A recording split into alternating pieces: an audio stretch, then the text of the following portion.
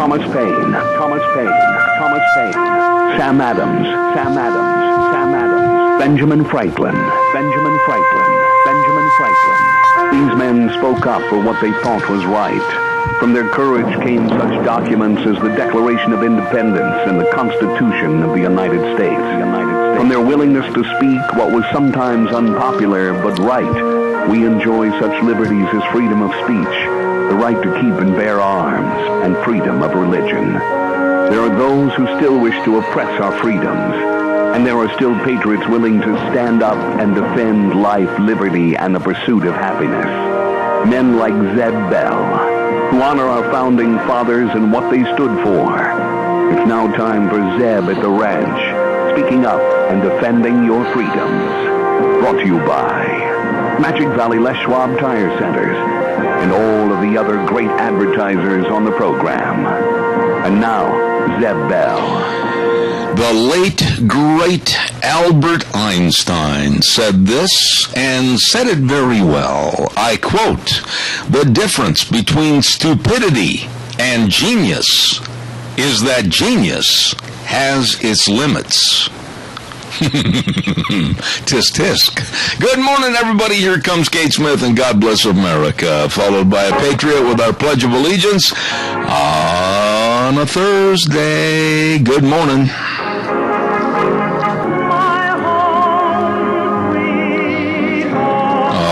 Thank you very much, Kate Smith. Wonderful lady, and she really owned music back in the early days, back in the 40s and 50s. Absolutely outstanding. And welcome to Zeb at the Ranch. I'm Zeb Bell, and we have, of course, as our major sponsor, your Magic Valley Les Schwab Tire Centers, all 7 locations serving you, along with some of our great advertisers like Ramsey Heating and Electric at 2600 Overland Avenue in Burley. And she is all primed up and ready for a big day. Hair fixed, the barn painted, wearing high heels. Hello, Gina. I wouldn't go as far as to say high heels, but I am wearing some really comfy penny runners. Really? You and Deanne are sisters? Yeah, I love my comfy. And these have got the cushy insoles, so I love them. Oh, what do you mean cushy? The Tempur-Pedic insoles. Oh, the ones that make you feel like you're walking on air. Yes. Okay. How you doing? Doing all right. Hey, we got a happy anniversary I want to get off first and foremost, okay? Okay. Paul and Ellen Peterson, happy anniversary today. Wonderful, nice people, lunch munchers, and God bless them. Do we have a pledger?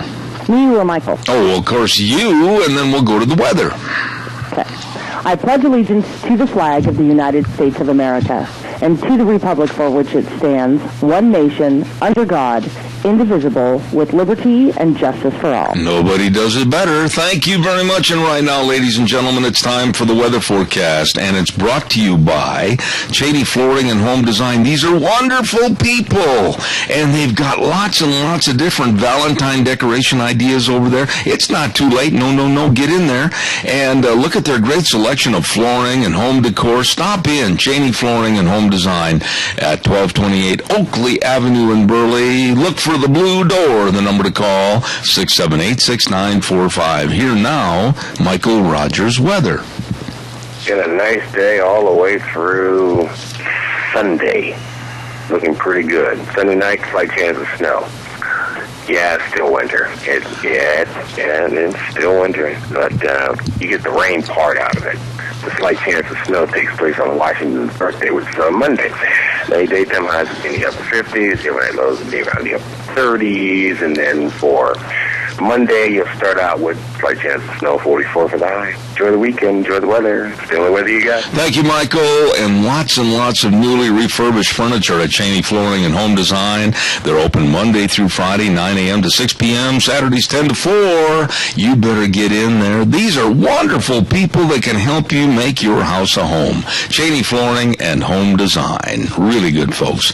Hey, Merv May, come on in here and let's sell some cattle. All right, good set of steer steer calves here to get all 31, 1 and a half, 31 going out, 32, 2 and a half, 3 going out. That's the chant, of course, of Burley Livestock and the world's champion auctioneer. I'll tell you what, he is good. Merv May at 1100 Occidental Avenue in Burley, along with Cade Rogge and Lance Udy. They welcome you to the big sale today at 10 a.m. Here's just a partial list of some of the cattle that are coming in. P-Bar S Dairy bringing in a semi-load of real good Holstein heifers. Jay Hutchison over to Rupert. Hello, Jay. How you doing? 34 head of 600-pound heifers. Ted Tracy up at Elmo. Hello, Ted. 40 head of 400 to 500-pound calves.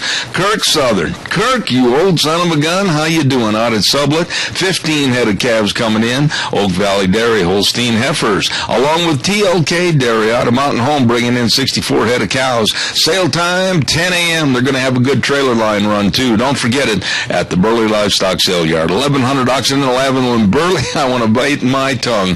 1100 Occidental Avenue in Burley. Sale time, 10 a.m. Be there, Merv. Sell those steers.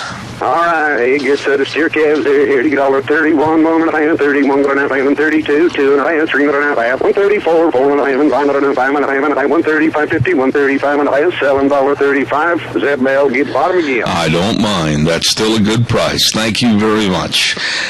Calls are welcome. 436-2244. Good morning, caller. You're on the air. Good morning, Zeb. Well, my friend, I enjoyed that short visit yesterday. Talk about short. Huh? well, it was. I mean, when you get to be our age, you know, we're just lucky that we have those short visits. Well, Polly's feeling better, sounding better today. Well, would you please go give her a hug for me and tell her we really love her? Okay, I'll take the punch in the nose. All right, go ahead. But anyway, last night I was watching television and I come across, what in the hell is this State Department doing? Taking away or trying to take away the weapons of our soldiers over there trying to protect our embassies. What are they thinking? I can't answer that question because, first of all, my question is right back at you.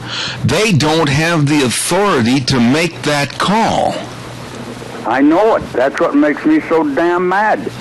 I mean, once the soldiers got them weapons, that's supposed to be his buddy for life. They literally, what they did, for those that aren't aware of it, the State Department that does not have the wherewithal or the command performance, if you will, to tell our Marines to do anything, they issued an edict and they said, burn the cars, burn the weapons on the ground, and leave your weapons there, burn them, and get on a plane and get out of Dodge City. And they left our Marines totally exposed, and I, like you, I am so furious over this because this is another brick in the wall that Obama built against us, our Constitution, and what's right. I think I remember telling you that when they said let Kerry have that job, I said that's the biggest damn mistake this United States is going to make, and my reparation has come to pass. He is worthless. I guess I don't understand because judges, and I'll name the man, Judge Andrew Napolitano, a constitutional authority, was on television this morning just shaking his head, wondering how the State Department could put our Marines in absolute danger, total danger, and tell them to destroy American weapons, American automobiles, and basically leave running. Well, during Vietnam, we thought it was stupid because our embassy guards didn't have one damn bullet in their rifles. Yeah. Standing there with an empty gun protecting stuff. I'm telling you, people, we've got to get this crap out of that office because how much more can we take before we're putting chains and say, okay, march down that line because you're going to the death penalty? Al, I'm not going to mix words on this either. This man, Obama, and his administration are absolutely pathetic. They're insidious. They're amateur. They're unknowledgeable. They're everything, every word you want to use negative about them. And any Democrat that would stand up, any Democrat that would stand up for what this administration is doing, they too should be highly criticized. That's right. Well, sorry you couldn't stay longer yesterday. I'd have made some coffee. Oh boy, thank you. What do you mean, oh boy? I think the bestest coffee there is. Oh, God bless you, Al. Thanks. And again, our best to Polly. Thank you. I want to talk a little bit more about this. Al is right. It's just we the United States of America ran with our tail between our legs, thanks to our State Department. Ramsey Heating and Electric at 2600 Overland Avenue in Burley. They've got all your heating and electrical needs. I mean, they've got everything. You call ahead at 678-0459. Tell them what you need. Tell them you'd like to have it waiting on the counter for you. Yep, it'll be there. 678-0459. They're open 7:30 to 5:30 Monday through Friday. All you have to do is stop in. And, oh, by the way, the best of quality air filters for your furnace so it can heat your home efficiently. Right there at Ramsey Heating and Electric, 2600 Overland Avenue in Burley, where they provide warm winters and cool summers. Hey, by the way, don't forget what's going on over at Valleywide. We stopped in real quick yesterday to say hello to Mandy and Sean and the rest of the crew. They've got that big Lovebird sale going on right now for Valentine's Day. All the clothing, jewelry, belts, Western boots, 25% off. And don't forget, you better hurry and get in there today. Today, and register for a romantic night stay in the honeymoon suite at the Best Western. Oh, buddy! And you might win that plus 2 desserts from Perkins and a $50 gift card to the Upper Crest Grill. Oh, my Lovebird sale. And register today. Valleywide Home and Ranch, 910 South Oneida in Rupert. You stop over and see those good folks this morning, okay? Calls are welcome, 436-2244, 1-866-927-4587. Seriously, what right? And if there's anybody out there that knows how come, underline those two words, the State Department has the authority over our Marines to drop their weapons, destroy their weapons, burn the vehicles, and get out of the embassy and let it go. And head for the airport, get on a plane, and run. Our Marines? Our Marines? Are you kidding me? Judge Napolitano sat there this morning on television at 4:30 just shaking his head. How? Have we got to the point now in this country with Obama that any conflagration, any confrontation, we are going to put our tail between our legs and run? We're not going to have a confrontation. We're not going to do anything except run away. Is that what our national policy and international policy is? And I mean this when I say this. God help us.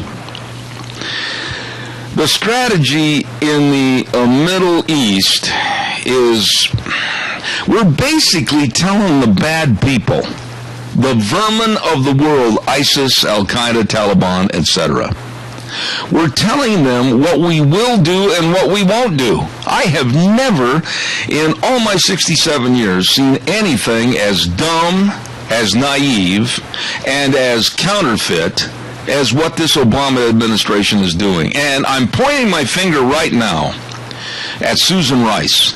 That woman, and oh yeah, there'll be those in the audience that say, oh, you don't like her because she's black. I don't care if she's chartreuse. I don't like her. I don't trust her. She hasn't got the ability, hasn't got the knowledge, doesn't have the experience. She should be doing nothing but sitting at a desk typing a letter. There's nobody that I think is least qualified to tell our military and develop our strategies. She is the worst qualified of any person in this administration, bar none. And our strategy is to tell the bad guys what we're going to do and what we're not going to do. I've related this to you before. It's like going to a boxing match and being in a boxing match. And you're sitting in the corner between rounds and your trainer, your manager, leans out and looks at the other guy, the other fighter, and says, hey, when the bell rings, he's going to lead with a right cross and then hit you with a left hook. Be ready. That's what our foreign policy is like. That's not a strategy. It's leading us absolutely into ruin. And that's what this administration is doing, leading us to the edge of the cliff and pushing us over. Calls are welcome, 436-2244, 1-866-927-4587. Come on, folks, please, you've got to speak up on this. This isn't America anymore. I'll be blunt. You can criticize me if you want to. This isn't the America that I grew up in, where you looked at that red, white, and blue flag up on that flagpole waving in the wind, and you were proud, very proud of its heritage and its people that fought and died to keep it free up on that pole, and knowing that America wasn't going to take any guff from anybody. It's not like that anymore. Don't forget Denny's Restaurant, 611 Overland in Burley. And that, of course, the home of Zeb's Lunch Bunch. We're going to be over there next Thursday on the 19th at Denny's Restaurant. The very best of breakfast and lunch and dinner. Oh, my goodness sakes. The best of service, and the menu choices are, oh, my. Oh, they are delicious. I just love going there. Either location, 611 Overland in Burley, and their new location at 291 Pole Line Road in Twin Falls. Man, oh man, give yourself and your friends and family a real treat. Maybe get them a gift certificate to go to Denny's. They're going to thank you, thank you, thank you. It's a wonderful, wonderful place. Denny's Restaurants in Burley and Twin Falls, the home of Zeb's Lunch Bunch, and we're going to be there next Thursday on the 19th. Caller, I'll be right there. Also, don't forget Barry Equipment and Rental. Eli, the old Packerbacker, and Nick and the whole crew. 3 locations with all the equipment you need to do any job right. Addison Avenue West in Twin Falls, South Lincoln in Jerome, 159 West Highway 30 in Burley. Absolutely. Retail equipment sales, equipment rentals, parts and service, all of this and much more with people that really understand huge and big equipment down to the small equipment to get the job done for you. Barry Equipment and Rental. Twin Falls, Jerome, and Burley. Good morning, caller. You're on the air. Yes, good morning, Jeb. But unfortunately, we have a president that's got a yellow streak down his back a mile wide. And all these actions that's going on is going to make it so much easier for the people, the enemy that's in this country. They're going to give them, so much power to start striking us internally here. Tony, I'm not convinced about the yellow streak, and I would arbitrate that a little bit. I think it's almost a planned strategy for this man, as he said years ago, to fundamentally change America. Fundamentally, he's changing us into a bunch of cowards. Fundamentally, he's changing us into being the whipping post for the whole world. I'm sick and tired of his fundamentals that he's changing America with. It's going to get to the point where our military, or our young generation that's coming up now, why are we going into all these different countries to try to save them when the time is coming when we're going to have to start saving our country from within? I couldn't agree more. I could not agree more. We are making America kind of being a bullied status. In other words, we're actually creating bullies to treat us as bullies and making us run and hide, making us whimper and go, oh, woe is me. That's what this administration is doing. It's turning America into a cowardly little sniveling boy that won't stand up for himself. Well, I think our Marines are really ticked off right now for what they were ordered to do. They're fighting mad about now. I agree. I totally agree. I think that's absolutely disgraceful what this president has done. He is also a disgrace. Tony and Mary, God bless you. Thank you so much. Thank you. Bye. You bet. God bless. Caller, good morning. You're on the air. Morning, Zeb. The biggest problem I have, and kind of gets my tail feathers in a bunch, you could say, is all these people, like yourself, you're saying the truth. I know you are. The problem I have is the people that have the authority and power to do something are sitting on their laurels and absolutely do nothing to get this poor excuse of an amoeba out of office.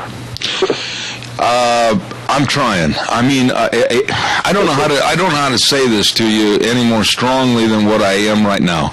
I call the senators. I call our congressmen. I tell people in other states. I've called congressmen in New York State. I've called congressmen in Wisconsin. And I've said, for Pete's sake, start to show a little backbone. Combine forces with other congressmen and senators and start standing up against this absolutely hideous, insane administration.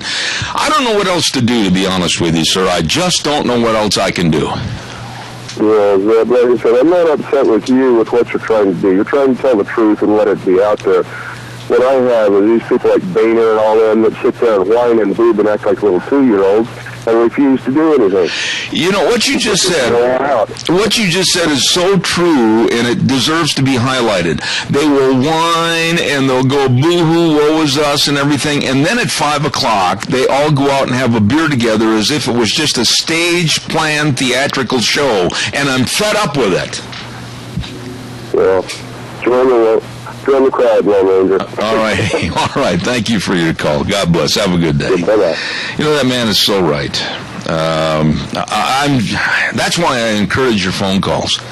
Yes, I'm trying to get people worked up. Yes, I would love people to go to the Minnecash luncheon, the Lincoln Day luncheon that's going to be held on Saturday, February 28th at Maury's Steakhouse. The meet and greet starts at 12 noon. Go there. Then they're going to eat at 1. But what I'm trying to tell you is I don't care if it's Mike Simpson.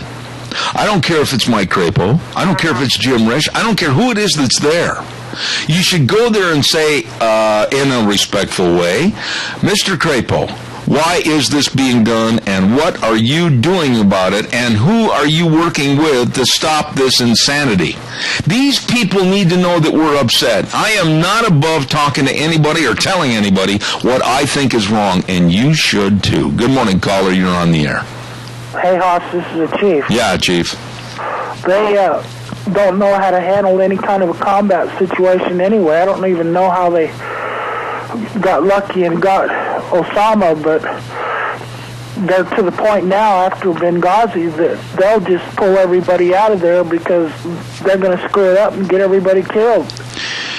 I don't know how bad our fighting forces are right now. I don't know what the morale is. I don't know what the training is. I don't know, Chief. I really don't. I don't think anybody hardly does. But when the State Department issues an edict, and they do not have that power to get out of Dodge City and burn all of our equipment, burn all of your weapons, get on a plane and run, aren't you ashamed? Yeah, I don't understand that other than, like I say, I think we have the best military in the world. I don't think it's our guys. I think it's the leadership where they left that SEAL on that roof there in Benghazi for over 8 hours. Yeah. And he was fighting all of them and managed to survive till the very last. And they're aware of it, and they're not sending him any help. They're not sending in the Blackhawks and coming in there, you know, I mean, it seems like life is so cheap right now. I mean, ISIS is over there cutting Americans' heads off and killing an innocent American girl that's over there taking care of people that are sick and need help. And Obama's out on the golf course. I don't understand it at all. I don't either, Chief. And you know what? I want to compliment you. You summed up, basically, I think, the feelings of America in general, how they're distraught. They're absolutely angered over what this president is and isn't doing. You summed it up very well. I've got a hard break, Chief. God bless you, man. Thank you so much. God bless you too, bud. Appreciate it. Thank you. We're going to, and I agree with what he said. You know, we've got these absolute vermin, filthy, filthy rats, ISIS, cutting off heads. I mean, we're talking about way back in the 7th century. Cutting off heads, putting a human being in a cage that he can't run from, he can't go anywhere, and setting him on fire. This is the kind of filth that we're dealing with, and we are telling them what we're going to do, telling them what we're not going to do, basically a mamby-pamby approach, when we should be killing every one of them. Not with this president. We're going to take a little break and have the Capital Press Ag Minute come up next, and our thanks go to Mount Harrison Audiology with a very, very nice lady, Doctor of Audiology, Christine Pickup, at 1218 9th Street, Unit 2, behind the Minidoka Hospital, across from the emergency room. Number to call, 312-0957. Did you hear that? I hope so. And don't forget that more men than women have hearing problems, and hearing loss is not normal. That's right. Don't ignore any hearing loss. You call her today. Christine Pickup, Doctor of Audiology at Mount Harrison Audiology and Hearing Aids, 312-0957. Here now, the Ag Minute. Today's Ag Minute brought to you by the Capital Press, the West Ag Weekly. The loss of a major ocean carrier at the Port of Portland will effectively eliminate export opportunities for some agricultural shippers, experts say. Farm products, including peas, lentils, beans, French fries, grass seed, potatoes, onions, and hay, are commonly shipped from the port to Asian markets. With the Hanjin shipping line no longer calling on Portland, those exporters will have to spend up to $800 more per container to truck those crops to ports in Seattle and Tacoma. Hanjin's looming departure will affect exporters beyond the immediate vicinity. Container barges deliver farm goods to Portland from Lewiston, Idaho, providing a cost-effective alternative for shippers in Northeast Oregon, Southeast Washington, and Western Idaho. For more agriculture news and information, turn to the West Ag Weekly, the Capital Press, and capitalpress.com. Oh, thank you very much, and brought to you by Mount Harrison Audiology and Hearing Aids. Christine Pickup, Doctor of Audiology. If you're not hearing this, you'd better give her a call for a hearing screening. Absolutely important. 312-0957, Mount Harrison Audiology and Hearing Aids. By the way, too, I want to say thanks to some really good people. They've been good to this program, and they really know all about automotive needs, whether it's replacement products, accessories, and supplies for virtually every vehicle. Now, that's, of course, Scow's CarQuest Centers. And as I've been telling you, you need to get signed up to date for that Fleet Filter survey. It's a great way to save time. When something breaks down this spring, you just call them, tell them the truck number, hey, they're going to get everything taken care of for you. And they're teamed up with Baldwin Filters, the best heavy-duty filters out there in the industry. Scow's CarQuest Centers at 323 East 8th Street and Highway 25 in Rupert, 518 Overland and Burley, and the Big Truck Center at exit 211 I-84. Scow's CarQuest Centers, they absolutely say every detail matters. Calls are welcome and appreciated. 436-2244, 1-866-927-4587. The Marines running away with no weapons because of an edict by the State Department? Deanne, if you can pull me any updates off the computer from our friends back at Media Research or whatever on that story, I'd sure appreciate it to see if anything has changed. It's just absolutely pathetic to me to see the great country America, the world's beacon of hope, being brought down to this level by this administration, and primarily and specifically by Barack Hussein Obama. Absolutely pathetic. By the way, this next story, it just makes me so mad.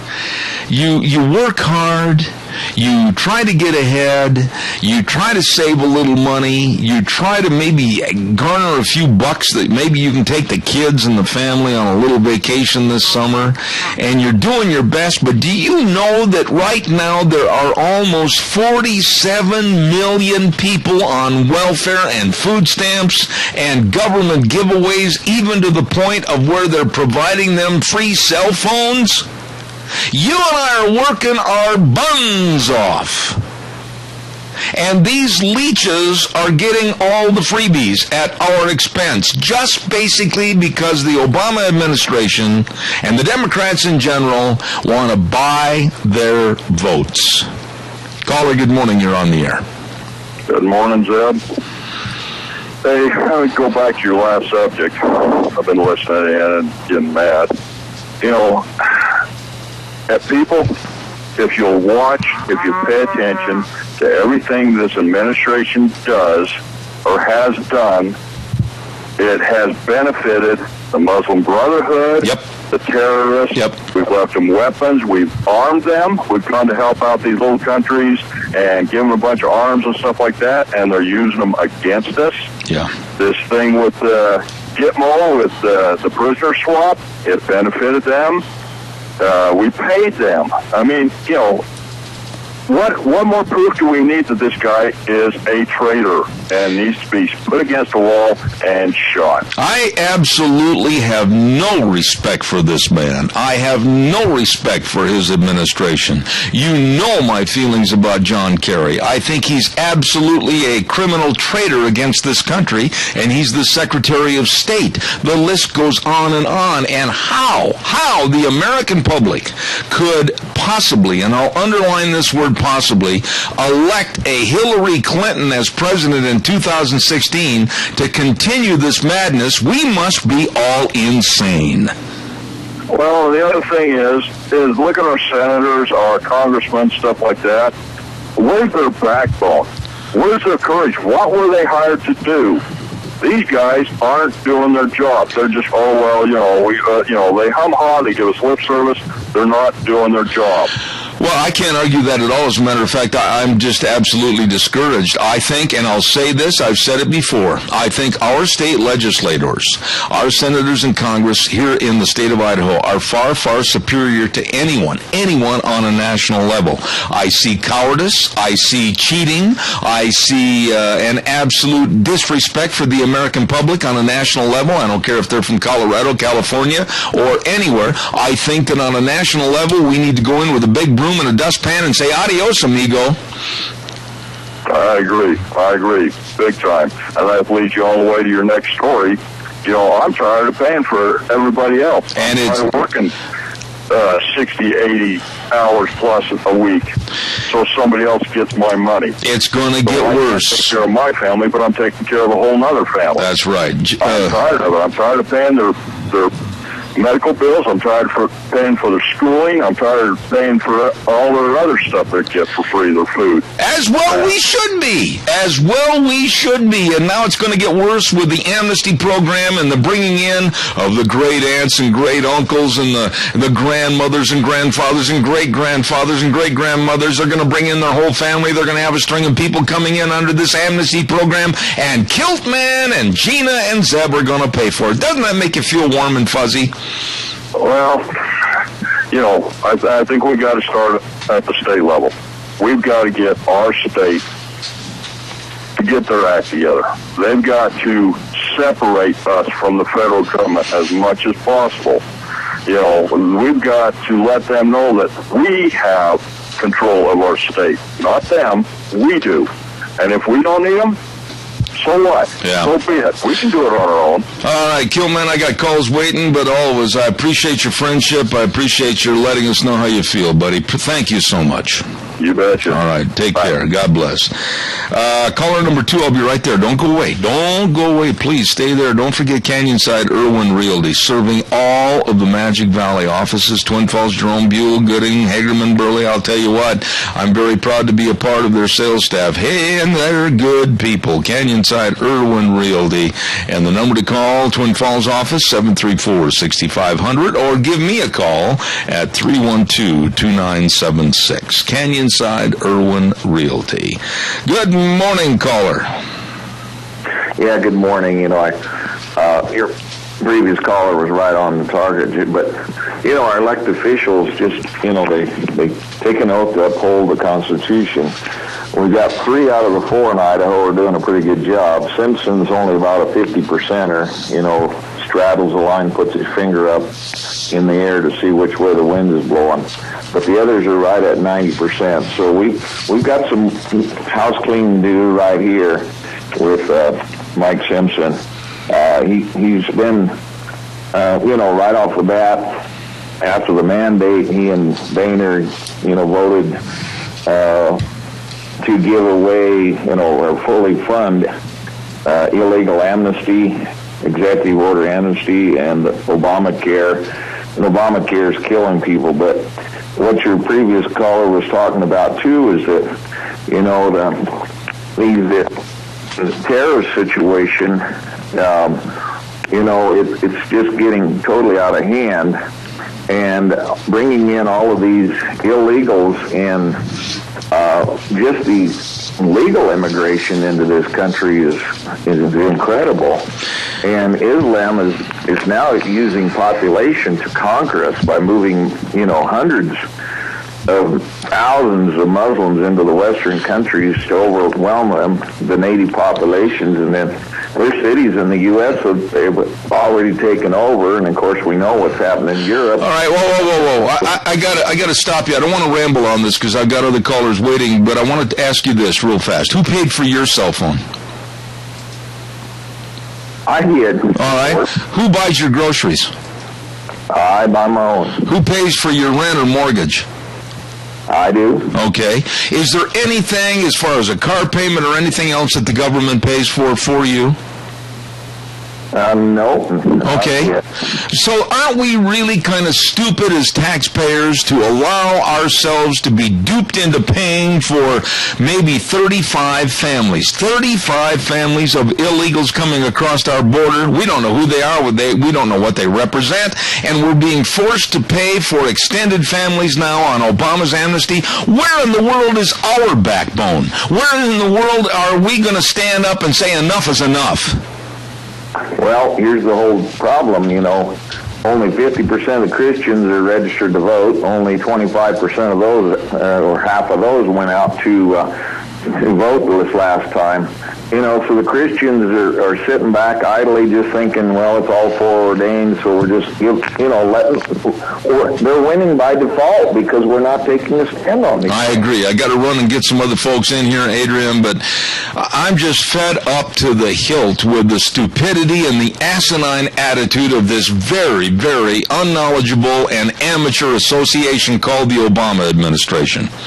Well, did you see that cartoon I sent you? Yeah. Picture, actual photograph of where people in welfare just line up their flip-flops and so forth so they can sit down and play their games until their flip-flop comes up, you know, next in line. They don't stand in line anymore. They just line up their flip-flops or their shoes, and then they go to sit down and play with their games on their iPhones that we paid for. I agree. I got to run. I got to run. Thanks, Adrian. Appreciate it, buddy. Thank you. This is so outrageous. And Deanne just handed me some quotes that are coming across the wire service right now. And General Jack Keane posted a notice on his website that he's wondering if the order came from some, quote, mindless, stupid bureaucrat. That kind of sums it up. Telling the Marines to get rid of all their weapons and render them inoperable. The key words, render them inoperable at the airport and then run. That's not America. That's not the United States Marines. I am ashamed, and underline the word, and if you want to, you can keep a record of this in your diary. I said it, I'll stand behind it. I am ashamed of this administration. Caller, I've got to get the weather in. You've got to have a little patience with me. I'll be right with you, I promise. The weather is brought to everybody by Red's Trading Post, 203 5th Avenue South in Twin Falls, with the best selection of new firearms: Browning, Beretta, Weatherby, Ruger, Benelli, Smith & Wesson, of course, Winchester, all the guns, all the ammunition and accessories. But I want to also tell you the best in people. Everybody at Red's Trading Post really knows the guns, the ammo, and all the accessories, and can help you and answer all your questions. Red's Trading Post, 203 5th Avenue South in Twin Falls. And now, here's Michael Rogers' weather. Hello, everyone. Michael Rogers for the Reds. It's a nice weekend. And that being said, today, tomorrow, through Monday, you got yourself a nice weekend. If you have sun and clouds are in the forecast, but finish up that system tonight. It's going to have a nice weekend with temperatures in the 50s for the high and the 30s for the overnight low. So enjoy it. Enjoy the weather. So what do you got? All right, thank you very much, Michael. Brought to everybody by Red's Trading Post, 203 5th Avenue South in Twin Falls. Caller, thank you for your patience. You're on the air. Yeah, Zeb, I thought when the Republicans took over after the election, I'd see a difference. I haven't seen any.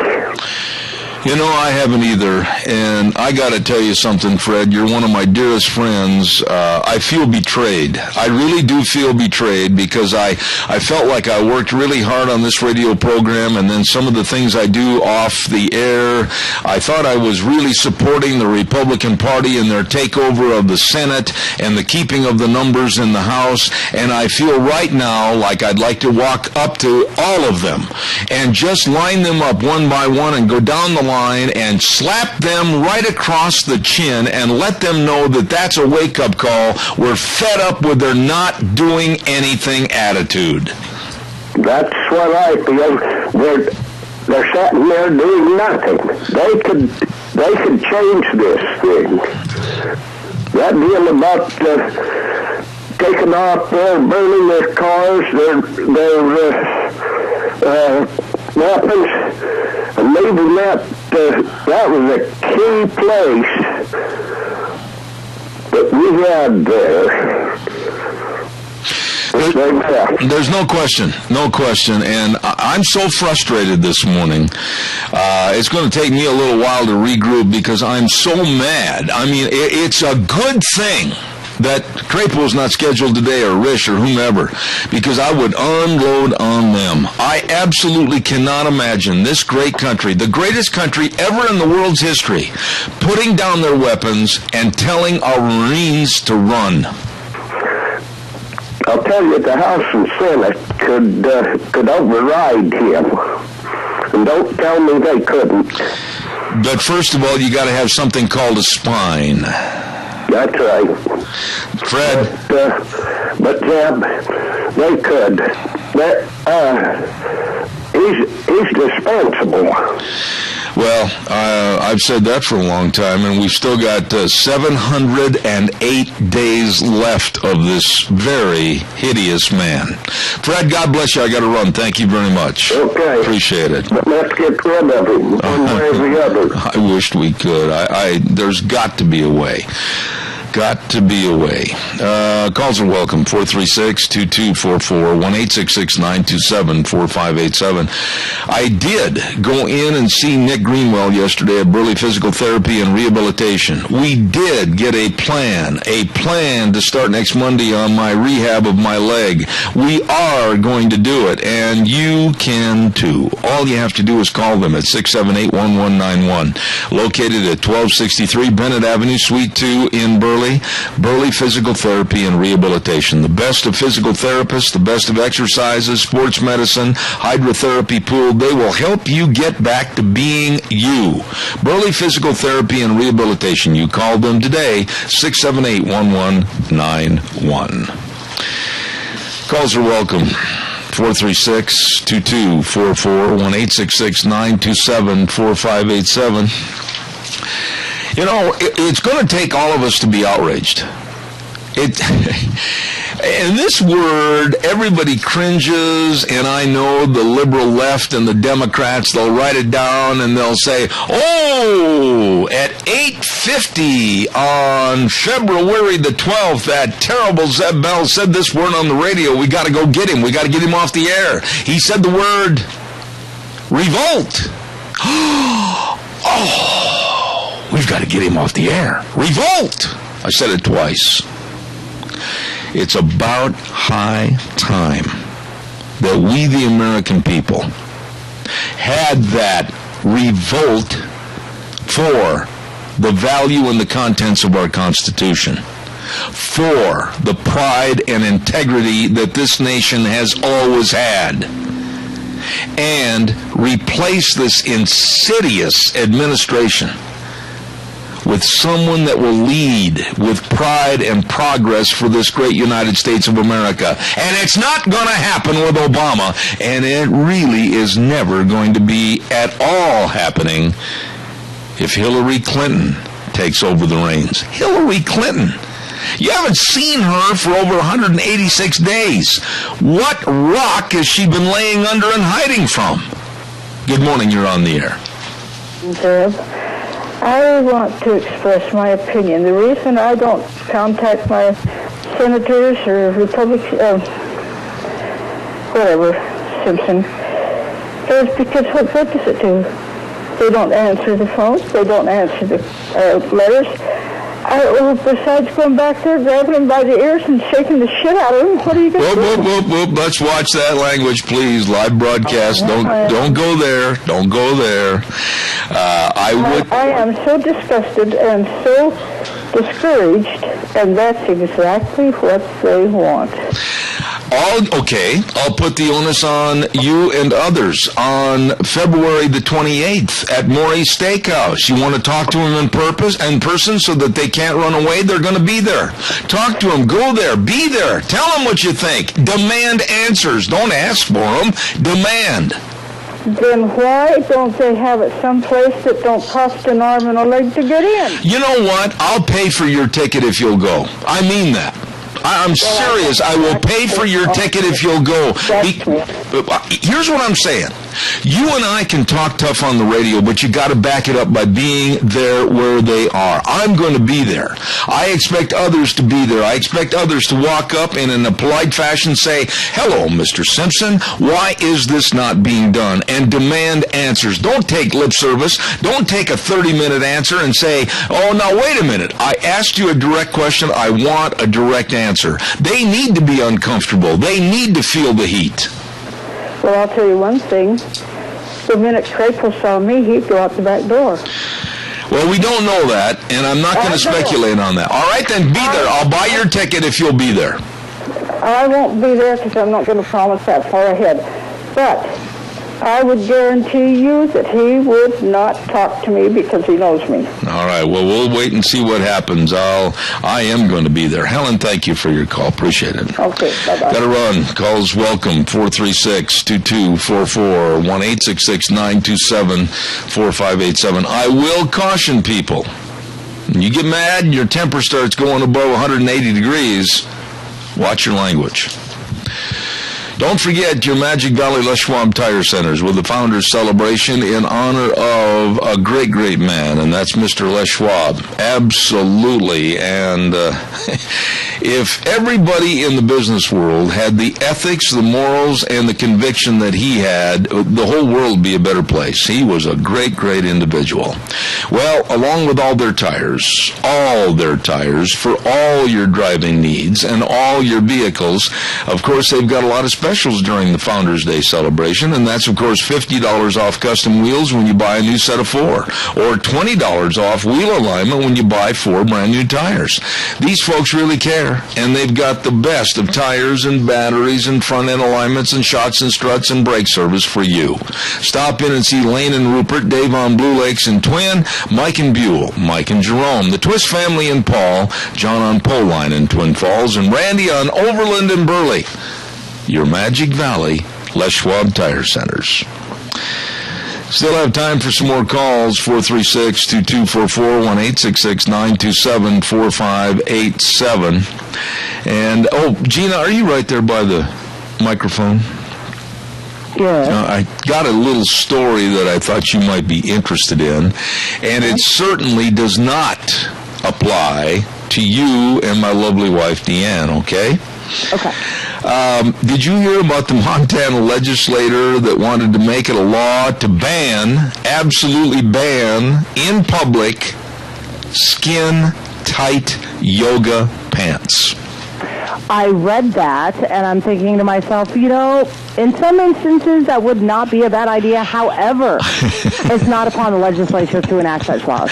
I know, and I think it was done a little bit tongue-in-cheek. But on the other hand, in relationship to some of the people that I have seen wearing those skin-tight yoga pants in public, yes, Gina, it is a crime.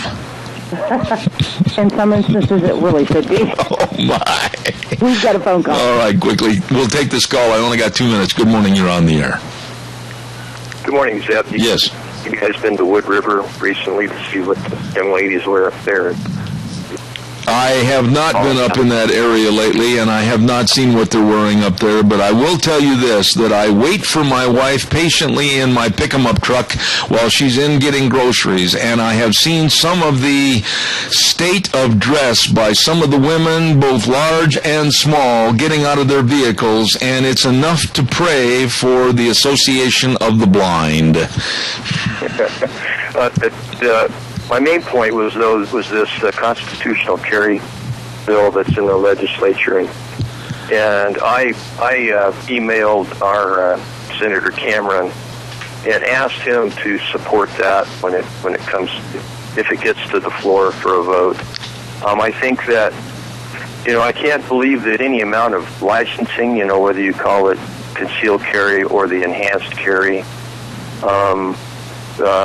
does anything really to promote our constitutional rights. It's just another licensing, another state license or government license that really lends credence to something that may be a fallacy, that people who have that are in any way safer or use better judgment. Mm-hmm. Especially when you can get that online. You don't even have to interact with anybody. Well, real quick, because hold on just a second. I've only got 30 seconds left before I got to kick it to CBS News. But give me your quick synopsis of what you want and don't want. Make it a short dissertation. Go, real fast. All citizens who are not prohibited by statute. By statute as felons, I think should be able to carry anytime, anywhere, anyway. And I think that's fair. I do too. And let me throw this at you real quick, and I want you to call back at another time because I am out of time.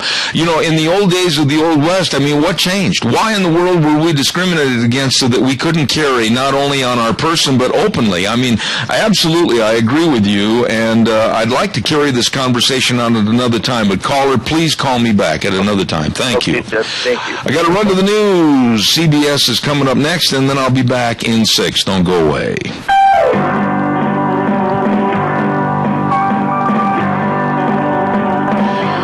Oh, good morning. Welcome to hour number 2. Zeb at the Ranch.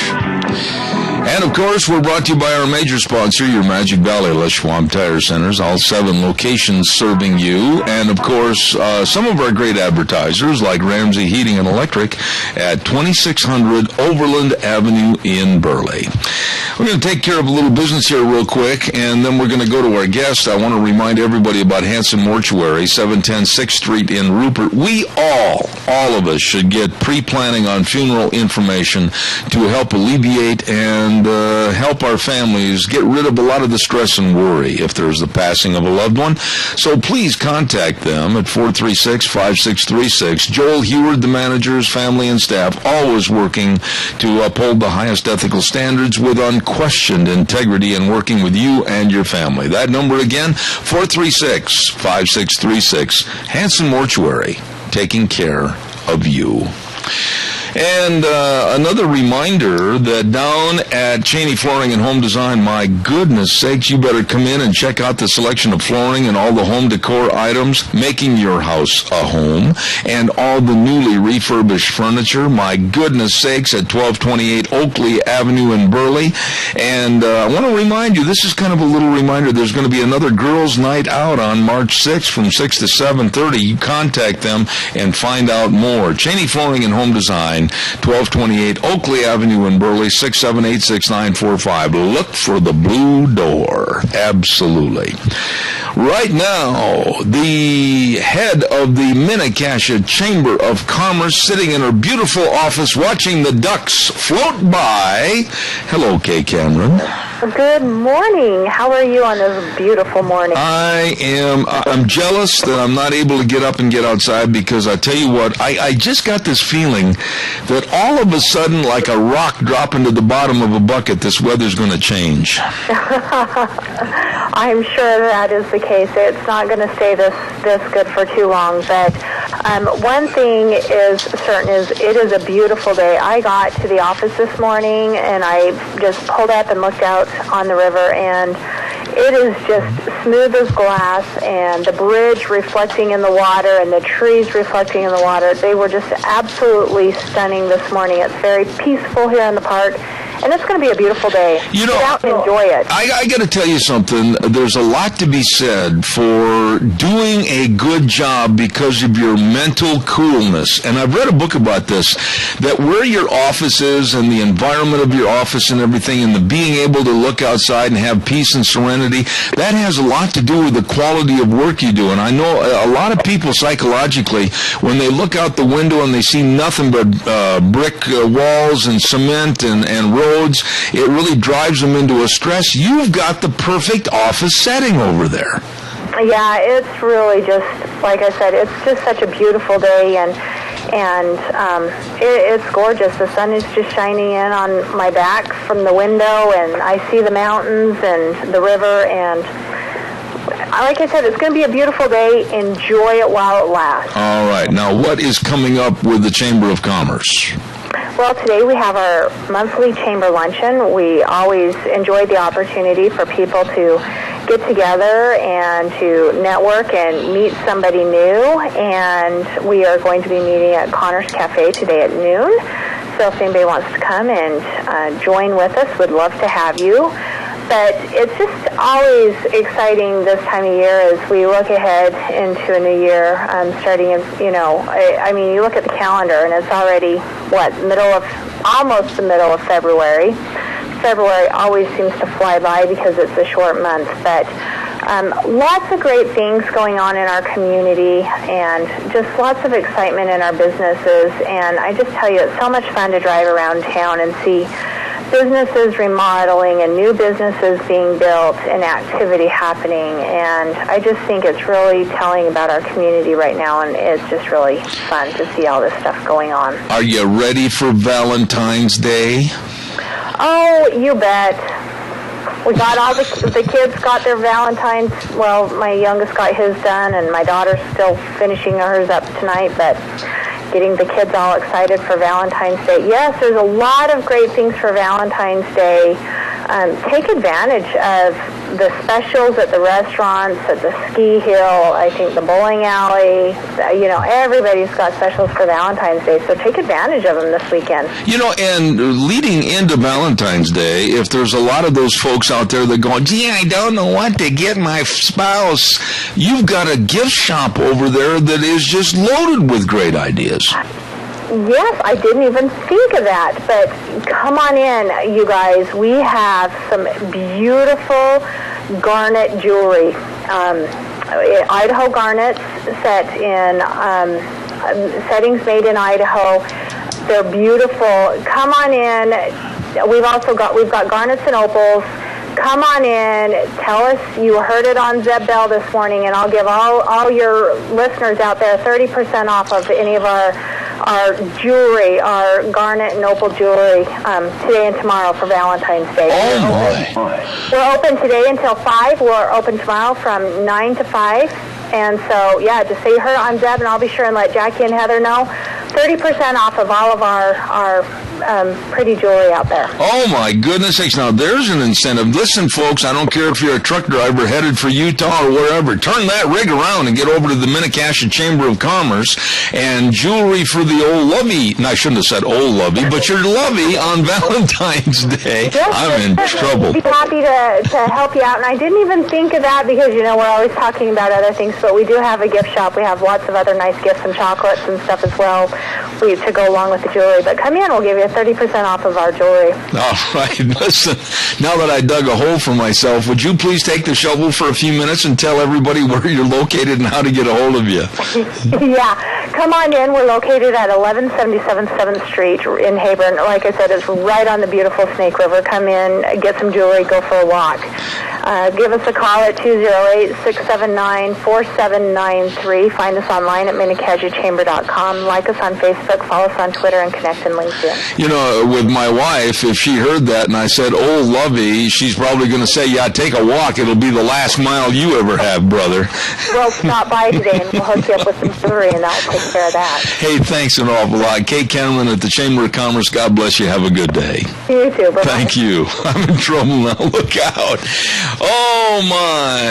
It is Valentine's Day this Saturday. And, oh, by the way, too, along with that, I want to remind you about the bookstore with all their fudge over in Rupert. Oh, I can't have fudge right now, but I'm hoping in the next couple of weeks I can. But caramel-filled hearts. Oh, can I have a little one, please? They got the large and the small. And they got fudge. And they got fudge-dipped cinnamon bears for Valentine's for your lovey. Oh, along with all the Valentine's cards and everything. Please get over there at the bookstore, right on the square, 515 5th Street in Rupert. Wonderful people helping you with gift ideas for Valentine's Day. And don't forget this, what a great gift. Husbands, listen, I'm helping you right now. Get your wife, your girlfriend, wait a minute, husbands and boyfriends, get your wives and your girlfriends. Gotta make a differentiation there, Zeb. Dreams Day Spa and Salon, 123 East 23rd in Burley. I really have got myself in some hot water. And get a gift certificate for maybe a massage or a facial or a permanent. They've got all the hair products and everything right there. And super nice people like Carol and Isabel. Oh, my goodness sakes, Valentine's specials for you at Dreams Day Spa and Salon. Dreams Day Spa and Salon, 123 East 23rd Drive in Burley. You get a hold of them today for Valentine's Day. Okay, I better... Hey, Gina, I got a story I want to talk to you about. Are you there? Yeah. Okay. There was a boy at a Florida high school, and every week they have somebody different, I believe, go down and read the announcements for the morning, okay? They probably did that like when you were in high school and when I was in high school. You know, we'd have one of the class council or whatever go down and read the announcements, and they'd switch off every week. We just yelled because our school was so small. There was only like 12 of us. I can just hear that. Hey, at noon we're going to meet up by the oak tree. Okay. Yeah, pretty much. Okay. But anyway, this boy goes and does a great job of reading the announcements over the speaker system, and at the end of what he says, he makes the proclamation, "God bless America." And did he get in hot water? What? Two atheist families in the area jumped up and absolutely raised a furor about this. And they said, "How dare you let that boy get on the announcements in the morning and at the end say, 'God bless America.'" They demanded that it never happen again. And here is where the school administration, the superintendent and the principal and the school board showed that they are gutless. They came back with a statement that said, "We are so sorry. We will never use those offending words again." They caved in to two atheist families because this young man at the end of the announcement said, "God bless America." People need to get a backbone and stand up for themselves. You know what? You just took exactly what I'm saying. Why are we kowtowing to anyone or any group that becomes offended by what we as Christians do or say? Why do we have to pay attention to the minority? Why are they leading us into what they want and telling us we can't ever say what we want? Why are they the troublemakers and we have to be the weak-kneed people that sit in the corner and just smile? I'm fed up with it. I won't do it. And by the way, Gina, God bless America. Hallelujah, hallelujah. There you go. Doesn't that make you upset, though, that we are kowtowing to the absolute lowlifes in our society? It really does. I mean, everybody needs to grow a backbone, and don't be afraid of those who are sue happy. If you are in the right, then the courts are going to probably side with you. I think the biggest fear is nobody wants to be sued. Okay, but God bless America. We play that song every morning with Kate Smith. And there are multiple variations of that song by various artists that go with Whitney Houston before her passing. I'm trying to think, not Perry Como, but another gentleman that had Frank Sinatra recorded that song. And others, God Bless America. And it's a statement. I say God bless on our program almost every day to various listeners that call in. And I have been, here's the negative part of that. Deanne has many, many emails over the years that I've saved in a folder over here in the drawer of people. I don't like that when you say God bless. I don't like that because I don't believe in that. You know, I don't care what they believe in.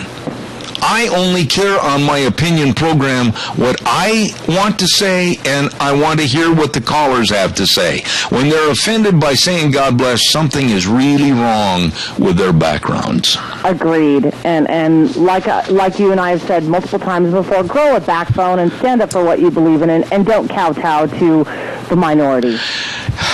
Thank you, Gina. I just absolutely, when I heard this story, what did that young man do or say that could have been offensive? He didn't curse. He didn't say anything that was defaming anybody. He didn't say anything wrong. He finished the high school announcements with God Bless America, and he was absolutely reprimanded, and the school apologized and said those offending words would never be said again. I'd slap each one of those school board members. Oh, I agree with you. I totally agree. Thank you, Gina. I appreciate that. Calls are welcome, 436-2244, 1-866-927-4587. And what do you think about this? We are absolutely turning into a marshmallow society to where, you know, we're afraid to speak up. And when somebody says, I don't like that, oh, we're so sorry. Oh, did we offend you? Oh, we'll never do it again. Ah, baloney. Baloney. I will continue to say what I say on this program. I will continue to welcome pledgers in the morning to say one nation under God. I will continue to say God bless America and God bless you. Not going to change. Let's ride Highway 24 between Rupert and Hayburn, where the fun is sold. Oh, my goodness. 0% financing on ATVs right now? 0% financing on ATVs? And have they got a showroom full of them? Oh, my goodness. Absolutely fantastic. And don't forget, too, they got rebates on dirt bikes. Great, great time to buy right there at Let's Ride. Super nice people. And their service department is saying, hey, you better bring your ATVs over right now and get them service for this next spring and summer. Now is the time. Let's ride 270 Highway 24 between Rupert and Hayburn, where the fun is sold. Really good, folks. We're just about ready to hear from Captain Mort, or whatever his title is. But first of all, don't forget Cameron Siemens Insurance, Highway 24 in Rupert. While you're on Highway 24, just gallop up to their office and talk to Dean Cameron and Todd Siemens. Absolutely dedicated and responsive to your needs for life insurance, health insurance, retirement planning, employee benefits. Got it all. And they are very accessible to answering all your questions.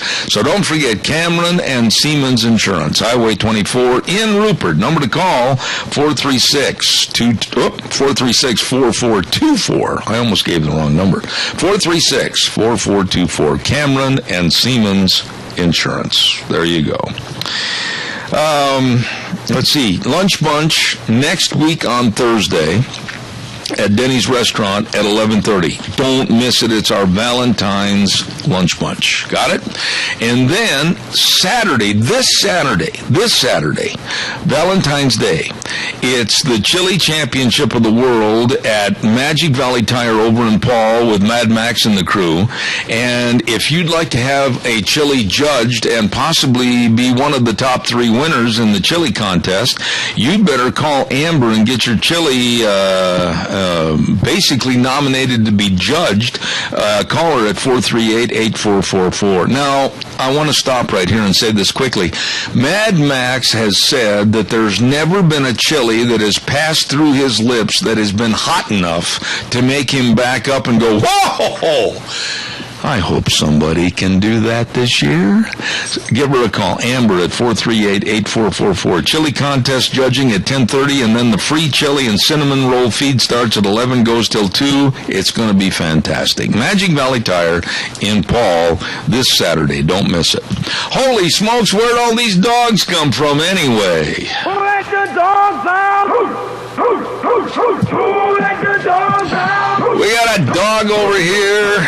Ruby's chasing another one around that tree over there. Good heavens, I'm being overrun with dogs. Mort, get your net and catch some of these dogs. All right, I'm headed right over, Zeb. By the way, what is your... Are you a lieutenant, a lieutenant colonel? What are you? I'm just an officer. Oh, well, what does that mean, though? No officer. Oh. I'm just deputized by the Sheriff's Department and sworn in by the Rupert Police Department to enforce the animal control and animal cruelty laws in Minidoka County. And then they take at the end of the ceremony and they put an ink pad on a Doberman Pinscher's paw and then they stamp it on your certificate. Exactly. That's what I thought. Well, Officer Mort, what's going on in the world of canines?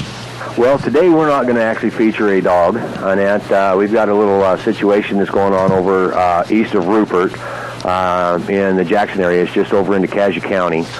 We've got a report of some dogs that have come up missing in the last week within a 4-mile square country square thing on that. We had one come up missing towards the end of last week. Border Collie Husky cross, and his name's Buddy. He's about 8 years old, arthritic, and he just up and disappeared one evening. Over the weekend, a young man had his lab that was just down the street from, or just down the road from the first incident, come up missing. And then the night before last, a lady and at a mile north of the first individual had their mountain Airedale on that come up missing. Really? So we're wanting to get the word out there to make sure you guys are keeping track of your pets and everything, because they are. For some reason, they are coming up missing in certain areas. All right, now let's break this down a little bit, and I want you to be blunt and forthright. What do you think is going on over there? That sounds a little bit strange, all in the same area. It does. I mean, it's right now it's kind of hard to say. I mean, I had put on that animal cruelty and animal combat fighting course just this last year. And, I mean, and they talked about some good things and stuff in that when it comes to the animal combat fighting. But with some of the things that that you find is there's areas and stuff in that they've got, like bear season and mountain lion seasons and stuff like that open up towards the beginning of the year. And one of the things that we're worried about is they're getting some of these dogs and actually using them as bait dogs for these hunting parties. But, I mean, there's no real proof of it, but I mean, it's one of the things that could be possibly happening. All right, now let's define the area again so that we can make alerts not only to that area to be on the watch, but also all areas, all rural areas, because you know as well as I do, Ken, if this is a concentrated effort to steal dogs and possibly use them for illicit purposes, they might leave that area and start another area. So everybody should be cognizant of what's going on. Tell us a little bit more about it. Exactly. The area that we're currently getting the reports out of is what they call the Jackson area. It's just over into Cassia County. To get there, you basically go through Rupert, head past the fairgrounds. Once you cross over the river and headed back into Cassia County from Rupert, that is what they consider the Jackson area, and that's just right in that area. Once you cross the river is where they're starting to come up missing. Now, these dogs, were they on leashes? Were they on chains? Were they in kennels? I mean, what's the circumstances? The first one, and it just kind of hung around by the garage. I mean, it'd go inside and everything, but it roamed free on the property, and it would never actually leave the property. It may go out into their field that they've got right behind the house that they own, but it would never go very far away from the house. Okay. And the other one, I'm not exactly sure if it was in a fenced-in area or exactly what was going on with it with the lab. And then the Mountain Airedale on that, the lady said, and because I've actually been by that, or by where she lives on that a few times, and just because I knew some people out there. Yeah. And I'd never seen her dog out at all. It was always contained and everything, but it just all of a sudden come up missing. Mm-hmm. So I mean, it's almost like these people or somebody is looking for specific things and finding things and taking advantage, like late in the evening and when it's dark, to go get these. So what would you say, quickly, I've only got a couple of minutes left, but give us a quick what you would do if you were a dog owner. How would you better protect your dogs? If I had my dog in a kennel, Annette, I'd make sure that there was a lock on that kennel, because almost all the kennels and stuff, Annette, you can put a padlock on there so that they cannot be gotten off of or opened up. If you're tying your dog up outside, make sure that you've got some way of making sure that they can't really get that off. I mean, I've seen people use those little D-ring type things that screw on, and then cinch them down real tight where you practically need a wrench to get them off. Right. I mean, anything you can possibly do to secure that dog to make sure that nobody can take it, and that is what they need to do. You know, I'm gritting my teeth, and I'm watching what I say, because to me there's nobody lower than what a person would be like to do something like this with another person's dog. And and I'm going to hold you to this, if you find out any information over the course of the next couple of days going into next week, you call, we'll interrupt anything we're doing on the radio program, and we'll put that on the air, okay?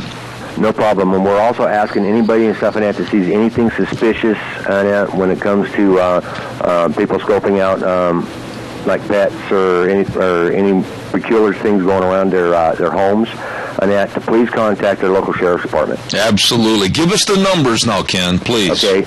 So they can reach, like Minidoka County Sheriff's Department, they can reach them at 434-2320. I'm not exactly sure what Cash's Sheriff's Department, but even if you call 911 and just let them know and stuff and that hey, I'm seeing something suspicious here, and that they will get a officer and stuff and that out to that location as soon as they can. All right. And Officer Ken Mort, a dear friend of ours with Minidoka Animal Control. This is not funny. This is not humorous. This is very, very serious. And we'll do all we can to help this situation. Ken, thank you so much. And thank you, Zeb. You bet. Where'd all these dogs come from, anyhow? Dogs out!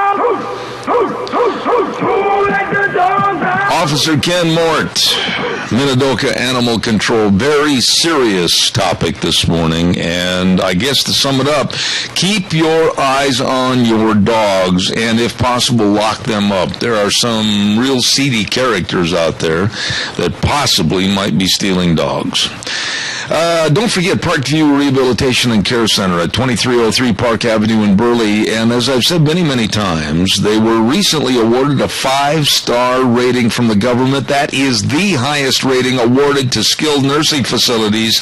And believe me, Parkview Care and Rehabilitation Center is a nursing home, providing medical nursing service for seniors with serious illnesses or disabilities 24 hours a day. And they never forget, never, that you're the valued guest and the reason that they are there as a business and taking care of you. Awarded that 5-star rating. Call them, 677-3073. Parkview Rehabilitation and Care Center, serving Southern Idaho. Thank you. It's time to go to the phone lines, and we have a lovely lady that graces our presence every Thursday, and that's the lovely Rita Ramsey. Good morning. How are you? Good morning. I'm real good. Rita. You're going to have to calm me down a little bit, because in the first hour I was so mad I was shaking, and I am so disgusted with this administration. I'm so disgusted with the lack of presidential attitude by Barack Obama. I'm so disgusted with the likes of Trader John Kerry being Secretary of State. I'm so disgusted with this weak-kneed attitude that we are displaying to the rest of the world. Our Marines were ordered in Yemen to put down their arms and set fire to the vehicles, destroy the weapons, jump on an airplane and run. Aren't you embarrassed? That is so absolutely horrible. I can't even imagine that. That's just the State Department's way of saying we'll show them that we're just a bunch of cowards and that we don't want to be around here. I've come to the conclusion that we should not be expecting any leadership roles from the Washington people. Obama at the top, John Kerry, any of the other people, and then our Senate and Congress. What are they doing? Are they just outraged about some of this stuff? It's like they're just sitting there cowering that someone would ask them a question they may have to answer. My father, my uncles, and my buddies that gave their lives in the war, my buddies over in Vietnam and other relatives in World War II. My father served over in Germany. My Uncle Harmon fought in the Japanese War in the Pacific. They're all gone now, but I'm sitting here wondering what they would think this morning of a State Department, and they had no right to give these issuance of orders anyway, a State Department that would tell the Marines to destroy the weapons, including their own, burn the cars, and head for the airport and run away. Rita, I'm shocked. Well, I think as time goes by, nothing shocks us. It's just everything that they do is in abhorrence to the military. I don't know whether you saw the article about the Secretary McDonnell of the VA. Yeah. And he was being asked a series of questions by Representative Kaufman from Colorado, who's a 22-year Marine Corps veteran. And he was asking him about the thing in Colorado that had the Veterans Hospital in Colorado, that the facility has not been, finished. It's got a huge overrun and everything else. And pretty soon Mr. McDonald gets all irritated and says, "I run a large company. What have you done?" Yeah. In other words, you don't have a right to be asking me any questions.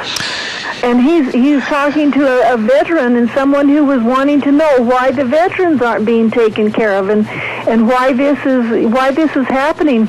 But it just shows that the majority of those people in the administration, they absolutely have no respect for the military or no great gratitude for what the military has done over the years. It's just absolutely horrible, and I hope that our country has learned the kind of people that we have put in and what they're doing. Yeah, and okay, that leads me right into the next couple of comments I want to make and have you respond. When you talk about Susan Rice, and I've had people criticize me, the left that lives in this area, "Oh, Susan Rice, you don't like her because she's black." No, I don't like Susan Rice because she's stupid, and she has no qualities, no qualifications, absolutely no experience to be in the position of outlining the strategy for our military. Susan Rice is absolutely not qualified to line up a one-horse parade. You're right. She has no expertise, and the only reason that she's there is that she worked on Obama's election committee, and she was promised, if you do this and if you do that, we'll get you into a cabinet position. So they place these people in cabinet positions. They aren't smart enough to say, you know what, this is a little above what I'm supposed to be doing, so I want to get people around me who are the people who are experts, who know what's going on, so that we can make sure we make the right decisions. It's kind of like, no, I'll just go on TV and start making accusations against a guy who made a video, and that's why Benghazi happened. And I mean, anybody who'll do something stupid like that just makes you wonder why in the world they can rotate to being the Secretary of Defense. Oh, shoot. Well, the interior. Yeah, all of a sudden my mind went blank. But irregardless of her position and irregardless of her lack of ability and her lack of being qualified, here we have an administration that is absolutely running and bending over backwards to help the enemy. The strategy that's been outlined is one where they're telling the enemy, ISIS, Al-Qaeda, and all the bad guys, we're going to do this, and we're not going to do this, and here's the time frame. I said in the first hour, it's true, Rita, you don't go into a prize fight, a boxing match, and tell the opponent what kind of punches you're going to throw. That's absolutely right. It's just ridiculous what's happening there. A good leader knows how to find people who are specialists in those areas and get their advice and come up with decisions. For the Obama administration to be telling them we're not going to do this and we're not going to do that and this is what we're going to do and what we're going to do is absolutely crazy, and it just tells you that they're trying to let the enemy have the upper hand by telling them, well, we're not going to pull out our rifles on Thursday, so just attack us on Thursday. Yeah. That'll be okay, is what it seems like. Absolutely. We have a caller with a question. Go ahead, caller, please. Yeah, Zeb, people keep saying Susan Rice. Well, what has the Susan Rice got to do with them when she's supposed to be our ambassador to the United Nations? Okay. Is sure it's not that Jarrett? No, absolutely not. Susan Rice has been the crowned lady of supposedly lining up the military strategy for the Obama administration. It's been on many, many newscasts. Valerie Jarrett, naturally, is behind the scenes. Valerie Jarrett has been accused by many, many people of being the person that leads Obama by the nose. But you take Susan Rice, Valerie Jarrett, John Kerry, the whole crew, nothing more than appeasement, put our guns down on the ground, stomp on them, and run. That's the policy that we have today. Because it sure makes a confusion how a person with the United Nations that don't even have nothing to do with our State Department is giving orders. Now let's put a stop to it, people. Amen. Bye. All right, Al, thank you. You know, I'm totally speechless on this to the point where I don't know what to say, I don't know what to do, because I wonder, Rita, if the American public, and I'm not being theatrical or melodramatic, I wonder if they realize really how much trouble we're in. Well, it's one of two things. Either they are and they're trying to get us really, really into big trouble, which is kind of the direction that I go, or they are just so out of their league that they're just, well, let's do this today and let's do that today. But still, you would think that if that was the case, that they would be saying, I don't really know what's going on. Let's find some specialists, and so we don't look like we're a bunch of dunderheads. Just like when Obama was on the radio saying that, or not on the radio, on the TV saying that those folks over in Paris, in that Jewish community, in that kosher deli, they weren't necessarily targeted. They just happened to be there. Yeah. Well, that was a scripted thing that he said. Yep. Why would his people let him say something like that if they didn't really believe it? I mean, weird. I don't know what to do. We've got 707 days left with Obama. And when you look at what he's trying to do with his incompetency of saying, the climate change is much more serious than ISIS and Al-Qaeda and the Taliban. What?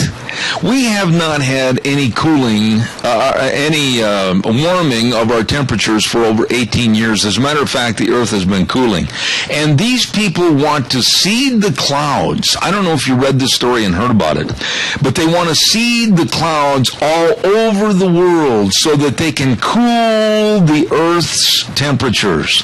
And people that are scientists for Rutgers and Stanford and other places are questioning this, saying, are we going to play God? Because once we cross that threshold of trying to cool the earth, are we going to subject humanity to possibly no agriculture, no raising of crops, no food, no coverage? Cooler temperatures are going to cause more death and devastation. Rita, these people are trying to play God, and they might end up hurting all the world. Well, it's just going to cost a whole lot of money, and all it's about is power. They're not interested in taking care of the earth because the carbon tax credit and, the trade-offs and everything that they do, all that is a big money-gathering game. So you know that they're not really interested in it. I believe firmly that we need to be good stewards of the earth, and we need to do the things that we can to make sure that we take care of the earth. But I honestly don't believe that we have any control over the weather and over the global warming or global cooling, whatever it is. I think God's in charge of that, and I don't see how man has any kind of control over it. And when they think that they can have control over it, that's just saying that they think they're better than God, and that's kind of scary to me. Well, you know, Al called a moment ago, and, you know, talking about Susan Rice and her ambassadorship to the United Nations. When you think about it, there's the key that unlocks the door. If she is in that position and working with and for the concepts and insidious values of the United Nations, it's no wonder they're leading us down this path. That's absolutely right. The UN has absolutely no regard for freedom or liberty or America's fineness or anything else, and they're doing whatever they can to get some of these goofballs on board with them to agree with their policies so that the UN can be a one-world government. And I know that sounds conspiracy, but, you know, that's what the UN is all about, is we can wait a long time and we'll just keep chipping away at it, but pretty soon we'll be totally in charge. You know, I really think that Obama is in fact willing to let it go to them and let them be in charge so he can do his own thing. I agree with that. And I'm going to take a little break for the weather here. And when I come back, I want to talk to you about free cell phones and just living the high life on your money and my money. Stand by. Quickly, we're going to do the weather forecast, and it's brought to you this hour by Riverview Urgent Care and Medical Center at 382 North Overland Avenue in Burley. Wonderful, wonderful people serving you. That's right, minor emergencies, major care. They treat everyday injuries and illnesses, ear infections, sprains, strains, and fractures, injuries due to work accidents, and believe me, the people get the top-notch care right there at Riverview Urgent Care and Medical Center. Easy to find. 382 North Overland Avenue in Burley. Number to remember, 678-6996. Here now, Michael Rogers weather. Hello, everyone. Michael Rogers for the Reds. It's a nice weekend. And that being said, today, tomorrow, through Monday, you got yourself a nice weekend. You have sun and clouds in the forecast, but finish up those systems tonight. You're going to have a nice weekend with temperatures in the 50s for the high and the 30s for the overnight low. So enjoy it. Enjoy the weather. So what do you got? Thank you, Michael. Riverview Urgent Care and Medical Center, 382 North Overland and Burley. Number to call for minor emergencies, major care, 678-6996. Rita, I don't have to tell you this because you're well aware of it, but now we're knocking on the door of 47 million people in this country that are on government welfare, they're on food stamps, and many of them receive free, and I don't know how, cell phones. Aren't you disgusted with the handouts, the freebies, and the leeches in our society? I absolutely am, and the thing of it is when they become dependent upon someone else, they lose their dignity, and they have no desire to get out of that. The thing that really should worry us is that it's not only cell phones, it's lots of other things. But remember a while back when President Obama says, we've got to make sure that everybody has the internet and we can provide it for them, and da-da-da-da. And now look what we're going about here in the laws of Congress, in the halls of Congress right now, trying to make laws, and they're trying to get a law passed that the federal government's in charge of the internet. So it just tells us that the federal government is very nefarious. All they want is to be in control. When they issue cell phones to people, it's so that they can be in charge of them, get those people to realize that if they vote for somebody besides them, that they may not have all the free stuff, and so they'll be able to just be in total control all the time. It's about control. I do not remember the name of it was either a senator or a congressman. It was a man, and it wasn't that long ago on the news he was interviewed about, and he was a Democrat, I remember that, and he was interviewed about the fact that many people were getting free cell phones because of the Obama administration. And he said it is a basic American right. And I about fell out of my geezer chair. Since when is a cell phone and the charges for that cell phone a free, basic American right? I didn't ever read that in the Constitution. Me neither. There's a ton of stuff that isn't in the Constitution that has become rights. You mentioned earlier today about the deal with the kids saying "God bless America" in school, and how they were kind of raked over the coals with it and told that they were being well, they called it offending words. Well, and they weren't being able to have their First Amendment rights. Yeah, they were being violated of having those. Well, first of all, I think before they start saying that kind of stuff, maybe they ought to read the Constitution. The First Amendment doesn't have anything to do with saying God bless America or anything else. The First Amendment has to say about the federal government having a religion and making you and I be part of the religion they say we have to be part of. That's right. You know, I've only got a few minutes left here, and I want you to respond to this, but it seems like, and tell me if I'm wrong, that there is not going to be a nomination of Hillary Clinton. There's going to be a coronation of Hillary Clinton. I was listening to a commentator yesterday and again this morning that said that this woman has not basically been seen at any event, whatever, for any kind of a fundraiser or anything to do with possibly the nomination of presidency for the Democratic Party for over 186 days. A Hillary sighting has not happened, and they don't know whether she's hiding out for a facelift or an exercise program to tone up and look better, or whether she's babysitting her granddaughter. But, you know, one commentator said, maybe she doesn't need the nomination because she's ready for the coronation to be president anyway. What are your thoughts? Well, I think that's probably right, and I would guess the reason that she's hiding is so that nobody can ask her any questions and she can't say stupid stuff like she usually does because it will just hurt her.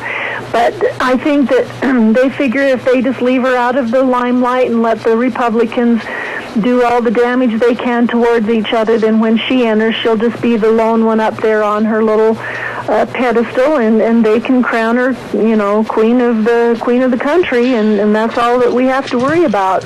I'm sure they're just trying to keep her from having to answer any questions so she doesn't look like a buffoon. Rita, wait a minute. As a lady to a lady looking as an overview on her quote-unquote qualifications, would you please tell me, break it down for me, help me, what in the world could possibly be a qualification for Hillary Clinton to be president and leader of the greatest country in the world? I'm stumped. I can't figure it out. She's already been in the White House. She knows all that stuff.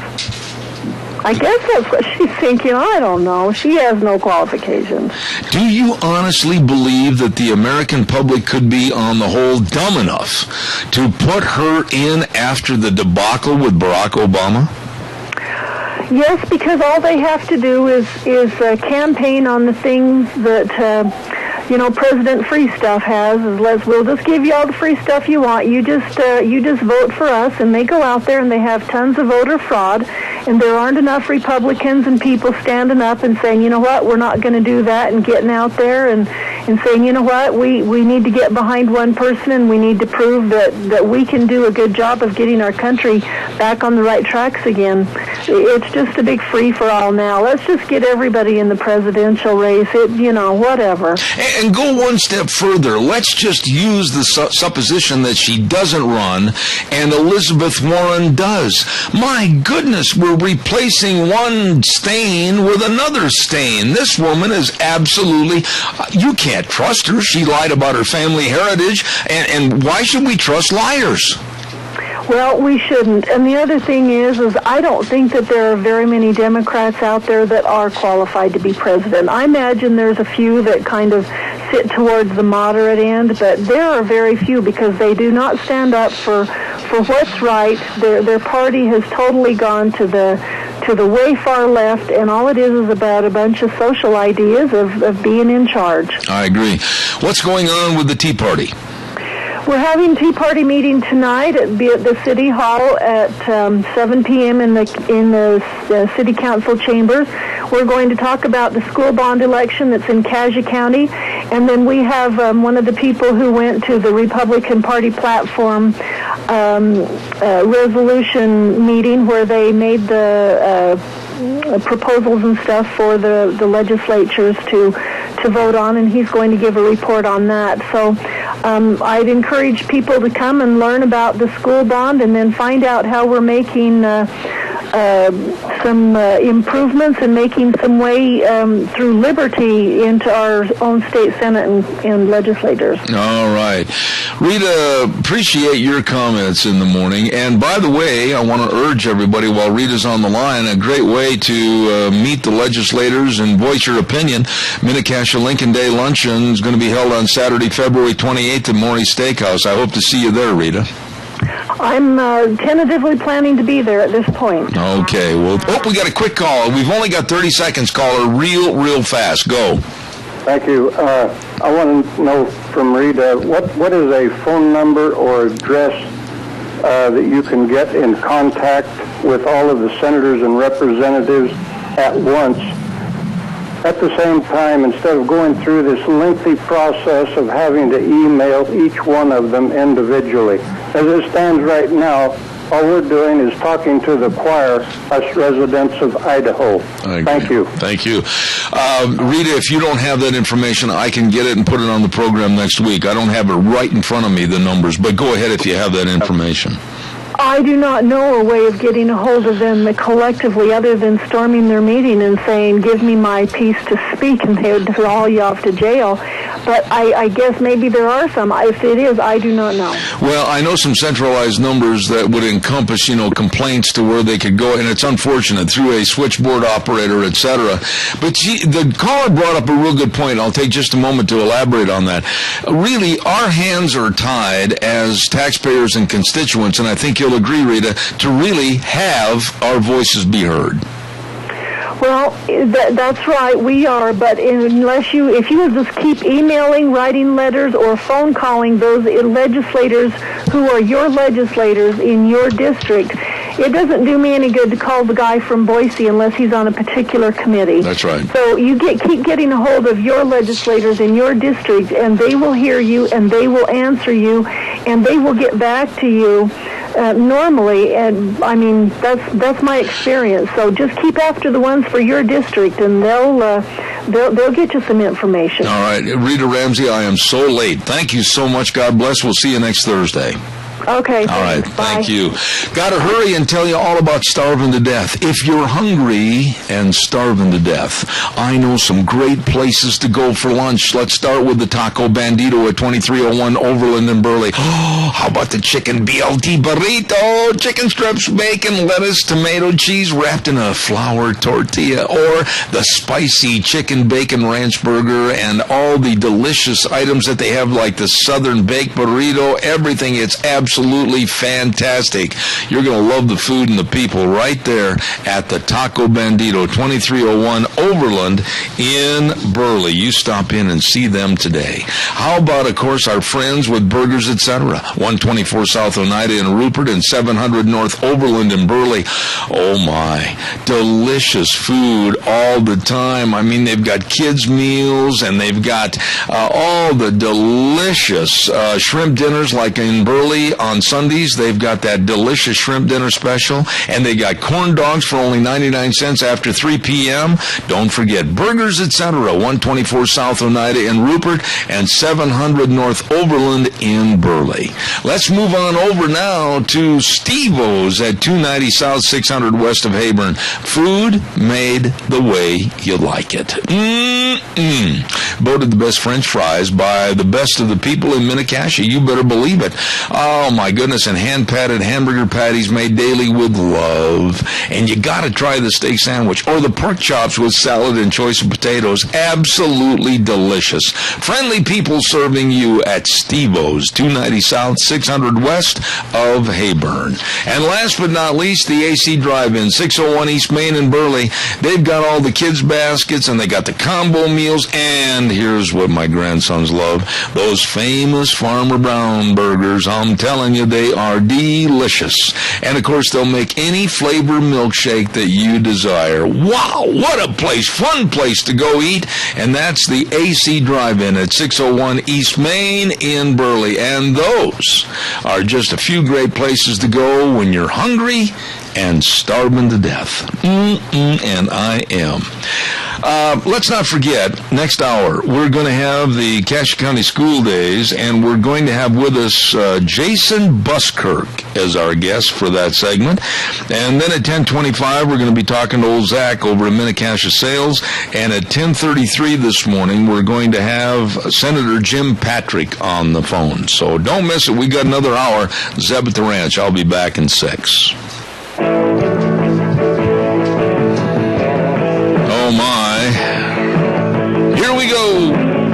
Hour number 3. Zeb at the Ranch, brought to you by our major sponsor, your Magic Valley Les Schwab Tire Centers, all 7 locations. Thank you very much.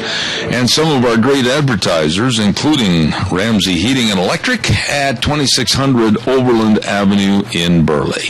Before we get underway, I've got to tell you something really, really good is going to be for you at the Chadwick Sports Grill in Burley on Valentine's Day. Have you heard what the menu is going to entail? They call it the Valentine Menu, 2 for $32.95. You can have your choice of like stuffed pork loins or 6-ounce steak with option of sauteed onions and mushrooms. Oh, that sounds good. And shrimp scampi and chicken cordon bleu and salmon. I mean, they've got soups and sides and desserts and everything for this delicious, fantabulous menu for Valentine's Day at the Chadwick Sports Grill, 139 West Main in Burley. For Valentine's Day, it is going to be good. You stop over there. Let's see who we have. Oh, you got to change on the name? Yeah. Okay, I've got that. Thanks very much, Deanna. I appreciate it. Also, I'm getting a message from Gina. I got all kinds of messages coming to me. Okay. But I'm going to ask the guest to hold on just a minute because we're going to tell everybody that we're about ready to go with Cache County School Days. Stand by for that. But first and foremost, I want to thank our sponsors. We have been blessed on this show to have people jump right in and say, hey, I want to sponsor that. Well, the same is true for Cache County School Days. We have both the Child's World at 1308 Overland in Burley, and they've got everything for the little babies. They've got everything for the families. They got all the toys, the games, the puzzles. They've got the Cherokee and Dickey scrubs, everything for you. Stop in and visit with them today. Really nice people at A Child's World, 1308 Overland in Burley. Number to call, 878-8222. And also Ambulatory Surgery Center. I told you last week that Dr. Michael Coughlin, a foot surgeon well established in the Northwest, is seeing patients right now at the Ambulatory Surgery Center. If you have complicated foot problems, he can handle those problems and help you. Dr. Michael Coughlin at Ambulatory Surgery Center, 1344 Highland in Burley, 677-8888. Let's go to the phone lines right now, and this is going to be a little bit testy for yours truly with this segment because the subject matter I absolutely know nothing about, and I can see him grinning all the way through the phone line. We have a paraeducator in Burley Junior High School, and also, I think it said, the junior high football coach, Jason Van Buskirk. Hello, Jason. How are you? Good morning, Zeb. I'm an assistant coach. I'm not the head coach here. I'm an assistant football coach. Okay, well... Yeah, I help them with that. All right. Now, what does it mean when the headline says paraeducator? What does that mean? Well, a paraeducator is someone who is para alongside educator, beside the educators helping out, work in special ed, or you work in the classroom as an aide. I happen to work in the library as I'm the day-to-day operations of the library. Okay, now this is where the plot thickens, and you're going to laugh, snicker, and go tee-hee at me, because I don't know a thing about this. I understand that you have started an after-school chess club that meets every Tuesday. Chess? Holy smokes, you're too smart for me. Yeah, it's been really good. And we had one here before. I had one a long time ago, and it was modestly successful, but this year, when football season was over, we started on Tuesdays right after school, started a club, and I have 55 kids in the club and about 40 in regular attendance. You've got over 50 kids in this club playing chess. Now, how many of these kids had even a small clue how to play the game before you started this? Most of the kids who came already had some experience with the game. All right. Now, break this down, and don't give me a short answer. Give me the long answer and be explaining about it. I don't know anything about chess. I can play checkers. I don't know anything about chess. Is it a hard game to learn, and why? Well, it's the strategies in it are very similar to football. You have pieces that move long distances and pieces that move short distances, and you try to organize them together and get to the other guy. But it's very, very similar in those kind of strategies. It takes a while because you have 6 different moves because of the different pieces. So you have to learn that first, is how the pieces move, and then you just have to learn some principles. Just like I said, in football, you want to make them think you're doing something else while you're really going the other way. And the same thing is true in chess. You want to get up there and dominate the center of the board and make them look at other things while you're really moving somewhere else. All right, now, like I said, I don't know anything about chess, and the ultimate goal to win is what? To put their king under attack so that he may not move out of the attack. It's called checkmate. Okay. And one of my pieces has to threaten his king, and then he can't. It has to be fixed so that he can't move him out of that out of the attack. Now, I would assume, Jason, and again, I'm certainly I'm in very much regard of what you do and how you teach this, but I would assume that it requires one word that I don't have, and that's patience. Well, with junior high kids, it does. These guys have done really well.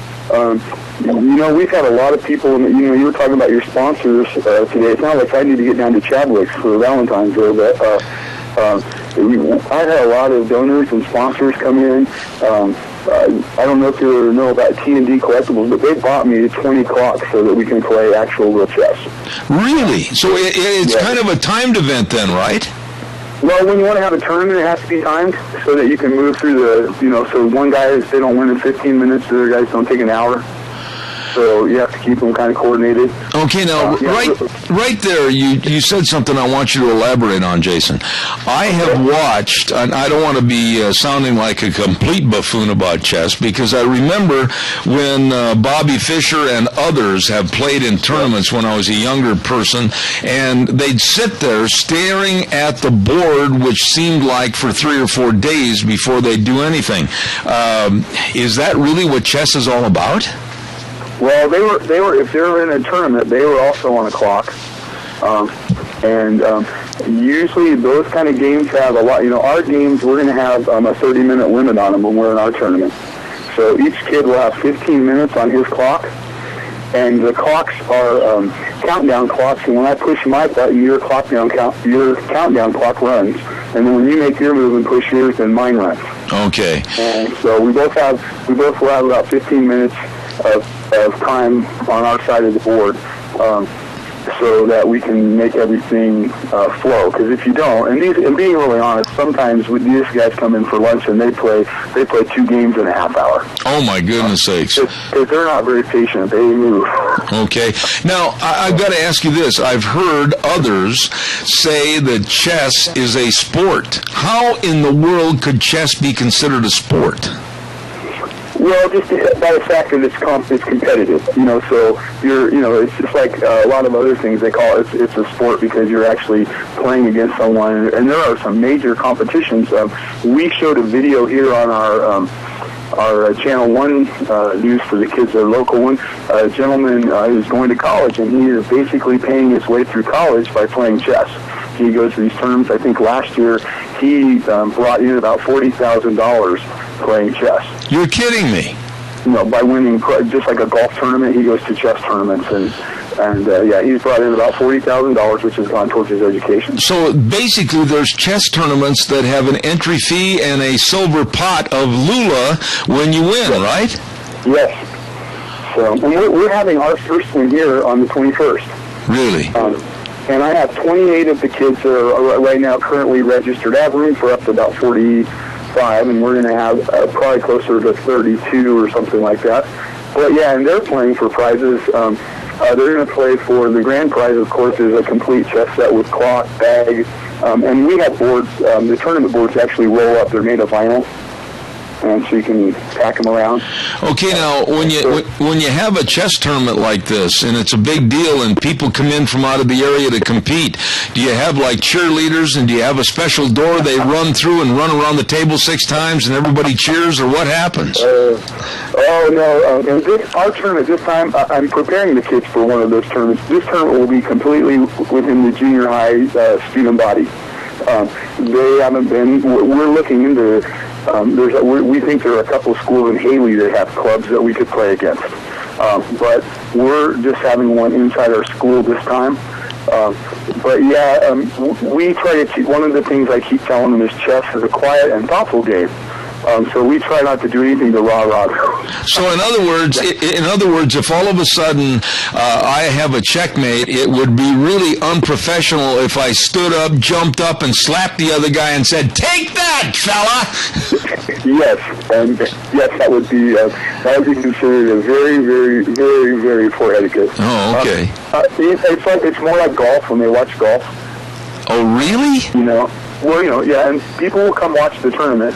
And many of the kids have said it's a double elimination tournament. So, well, do we have to leave? No, you can stay and watch the other kids play. The only thing is, of course, you can't make comments about the game because then that helps people. Oh. So, you don't want to say, "Oh, I see a move," or "Look at that," or anything like that. You have to, let those two people play. Okay, now let me ask you this, Jason. How long have you been playing this game? I think I started. It was before junior high. A friend of mine who was injured and was in a wheelchair. I think we started playing, and he was already pretty good. He taught me how. We're in the 5th grade, so I think I was 11 or 12. Do you find, though, that it sounds like you were an athlete in other sports, football, whatever, to just sit down and play a game and stare at a board? I mean, that's got to be tough on somebody that's used to contact and moving. Well, I actually enjoy, even during the contact and movement, I actually enjoy thinking about how to bother the other guy. And so there is a real satisfaction between cornering a guy or putting him in a position where he has to make a bad choice.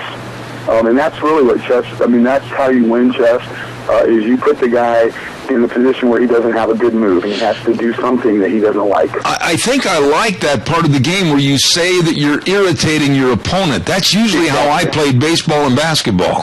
Exactly. It's the same thing as when you're out there on the field and you're doing stuff that upsets them. Right? Only in this case, they're not allowed to express their dismay too much.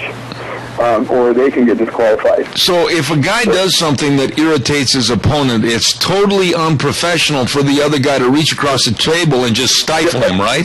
That's right. It's crazy. Okay. But it's really fun. It is really fun to see the consternation on the other person's face and the red face and the looks and the things. So it's, when you got him. And the rules of etiquette, you can't just sit there and smirk at him and go, "Gotcha," right? Right. You can. There are limits. You basically, there are things that you can say and can't say, and they're about the game. You can't really have a conversation that doesn't have to do with the game. You want to speak towards, like, if you're gonna fix the board, you tell him "I adjust," and you move a piece that wasn't quite centered, or you tell him "check." Or you would, you might tell him it's his move if it's been a long time. Did you know it was your move? Okay, now, but what about, do you have like a referee that's going to throw a yellow flag in the air and send you out of the room, or what happens? Yeah, there'll be James O'Connor is an English teacher here, and he's assisting me in this. He's coaching basketball right now, but he's been a big help. And he's going to be there, and I'm going to be there. Yep, and that's the way it works in international chess rules. Is whatever that person says is it. Okay, so they're not allowed to wear Colt 45s on their hip when they're playing, right? Negative. That's right. Okay. Now you're looking for some fundraising activities, I understand, to help the team. How's that going?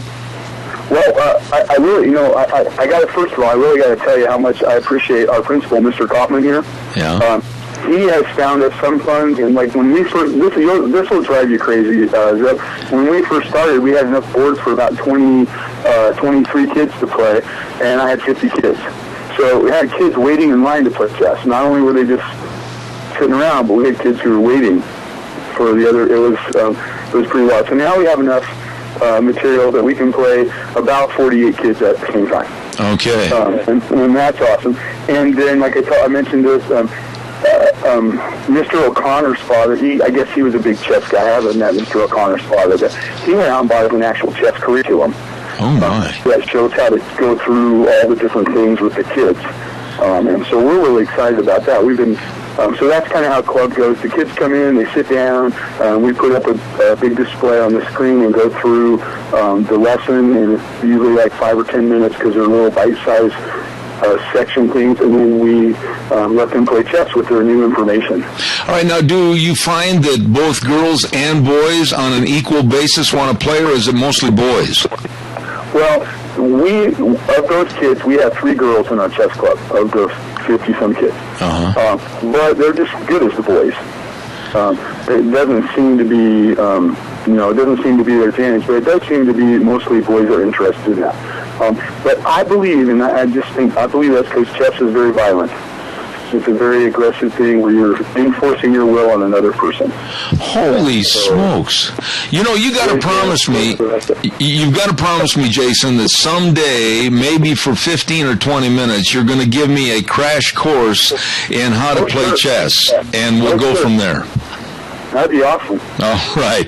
Jason Van Buskirk, and you are a paraeducator at Burley Junior High and one of the football coaches and the head of the after-school chess club. God bless you, man. That was interesting, and I wish you the very best. All right. Well, thanks for letting me be on your show. I appreciate it. You're very welcome, sir. Thank you very much. All right. Have a good day. That was interesting. And, when Debbie Critchfield sent me the information that we were going to have Jason on the air and talk about chess, I kind of had my eyes rolled up to the ceiling, and I thought, I don't know anything about chess. I've never sat down and played a game like that with any patience whatsoever. Sounds kind of interesting. And with the analogy that it's kind of the same maybe allocation of thought and theory as far as playing football, yeah, I might try that sometime. Jason Van Buskirk with Burley Junior High. Thank you very much for coming on the program. Debbie Critchfield, thanks for lining that up. I got beeps going off on my phone and everything else. Before we go any further and we have our next guest on, I also, what have I got to do here? I had another message. Oh, Valentine's. Got to get my Valentine's Day specials in. Hold on. I want to remind you, let's see, I thought I did those. I guess I didn't. We want to remind you about, yeah, I did too. Doggone, I'm all done. I did those Valentine specials.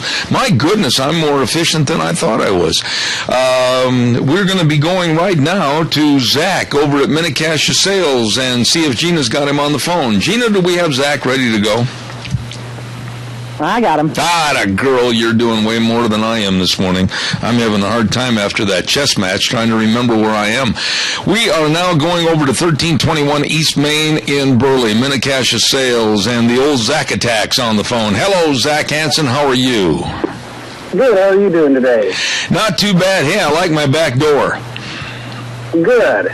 That was a really good door. Now, tell us a little bit about Minnecasia Sales. You're our main sponsor for Tuesday's Dr. History segment. And literally, and I'm not trying to be funny when I say this, Minnecasia Sales, you got almost everything over there. Give us a little synopsis of what you have for the public. We got basically almost anything the public needs to build a house or any home remedies. We could carry any type of flooring, doors, roofing material, building supplies, roofing packages. We're starting to sell the Tartar farm equipment right now. And that's just, we try to keep what we have for the customers on hand, but sometimes we can't carry everything, but we can usually have it within 3 days. Okay. Now, Zach, you're moving. Don't move. Just stand perfectly still if you're moving, because I'm getting a lot of excess noise. Tell us a little bit about the garage doors, the lumber, and the windows and doors. I mean, man alive, you've got everything over there for home improvements, don't you? We do. We carry overhead garage doors, exterior windows, just basically anything you need to upgrade or make your house a little warmer or nicer. We carry it. Okay. Now, when you talk about Tartar Farm and Ranch equipment, I know those people with Tartar, and I know that they've got the best of panels and cattle handling equipment and all the tanks and the waterers and everything. That's first-class equipment. And how long have you been a dealer for Tartar? We just started the dealership about 2 months ago.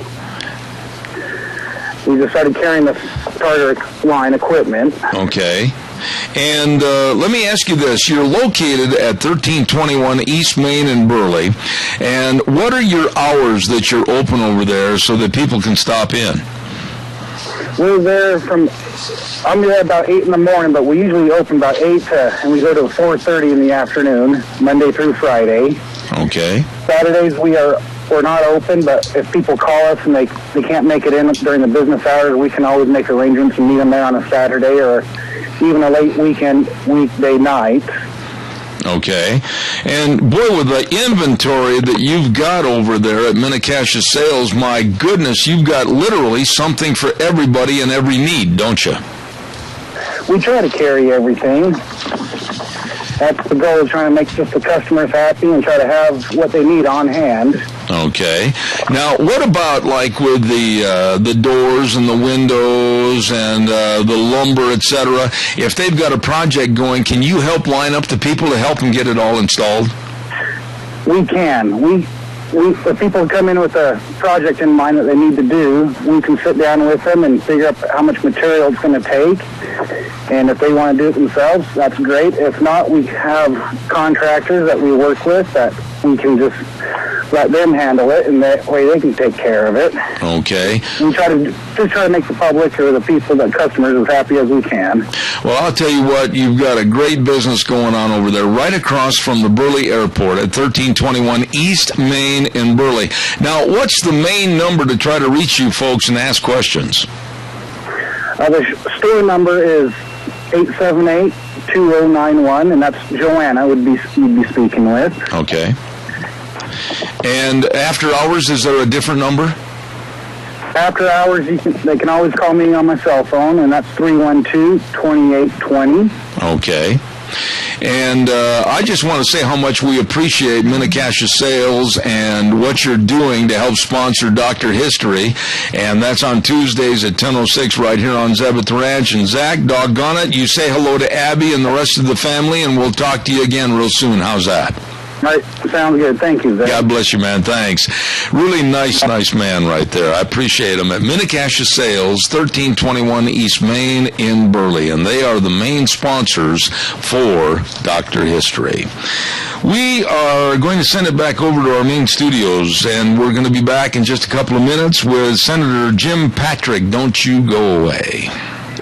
And now, back to Zeb at the Ranch on AM 1230 KBAR. To reach Zeb, call 436-2244 or toll free 1-866-927-4587. And now, here is Zeb Bell. Oh, thank you very much, and welcome back into our last half hour. We're on the home stretch for this Thursday, and I'm very, very honored to have a gentleman from the Twin Falls area and also a senator for the state of Idaho, Jim Patrick, on our phone. Good morning, Jim. How are you? Go ahead. I just got him on the phone. Okay. Once again, we're very honored to have Senator Jim Patrick from Twin Falls on our program this morning. Good morning, Jim. How are you this morning? Hey, Zeb, I'm doing pretty well.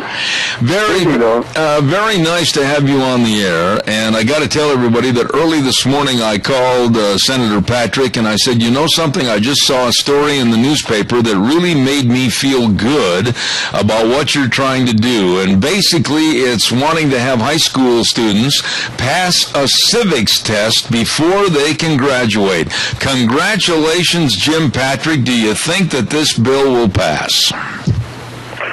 Well, Zeb, there's a lot of support for it, and I suspect there'll be very few no votes. And of all the people I've talked to, I don't get any resistance. And so what I did to make sure it works, it's a good idea, but you got to make it work. Spent a lot of time talking to superintendents and teachers and actually even students, and to find out what needed to be done to make it right. And one of the things was that there's a lot of testing your senior year. They're almost overwhelmed.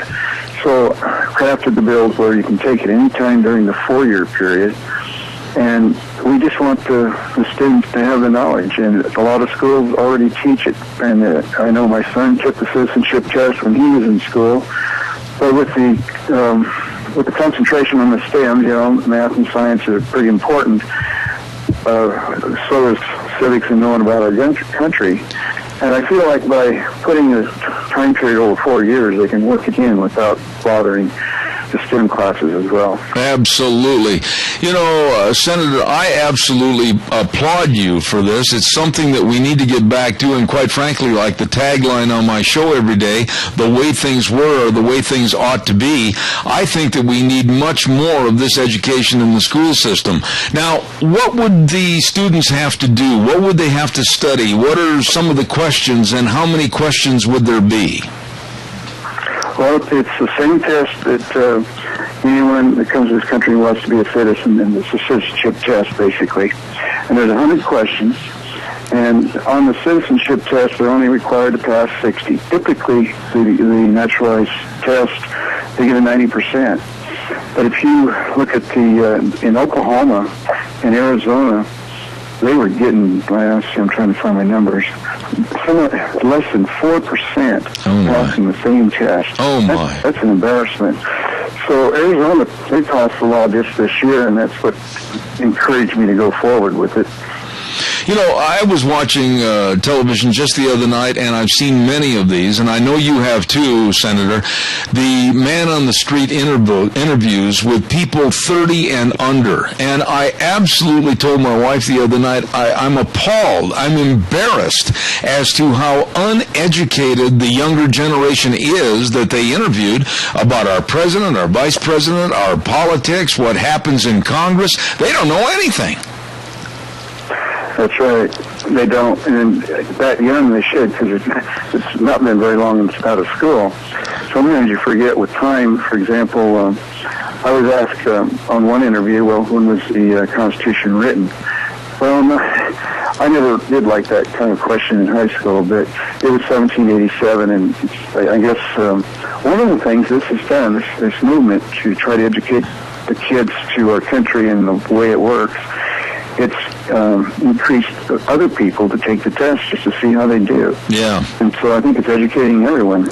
Let me ask you this, Jim. Who and why would anyone want to be against this? I mean, I can't understand that you'd run into any opposition.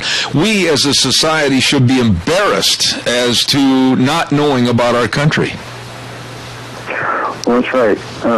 One of the things that I've been told is it doesn't require deep thinking. They want deep thinking in schools and other types of things. And they don't want to load another test on the shoulders of students, and they are tested a lot. But you got to look at, maybe it's a simple test, but it simply should be known. We take driver's license tests, and that's not rocket science either. That's right. But this is very important to our country, and if we don't have people understand our government and they don't vote, we're just going backwards. Your point right there, Jim, is so well taken, and I'd like you to elaborate on it a little bit more.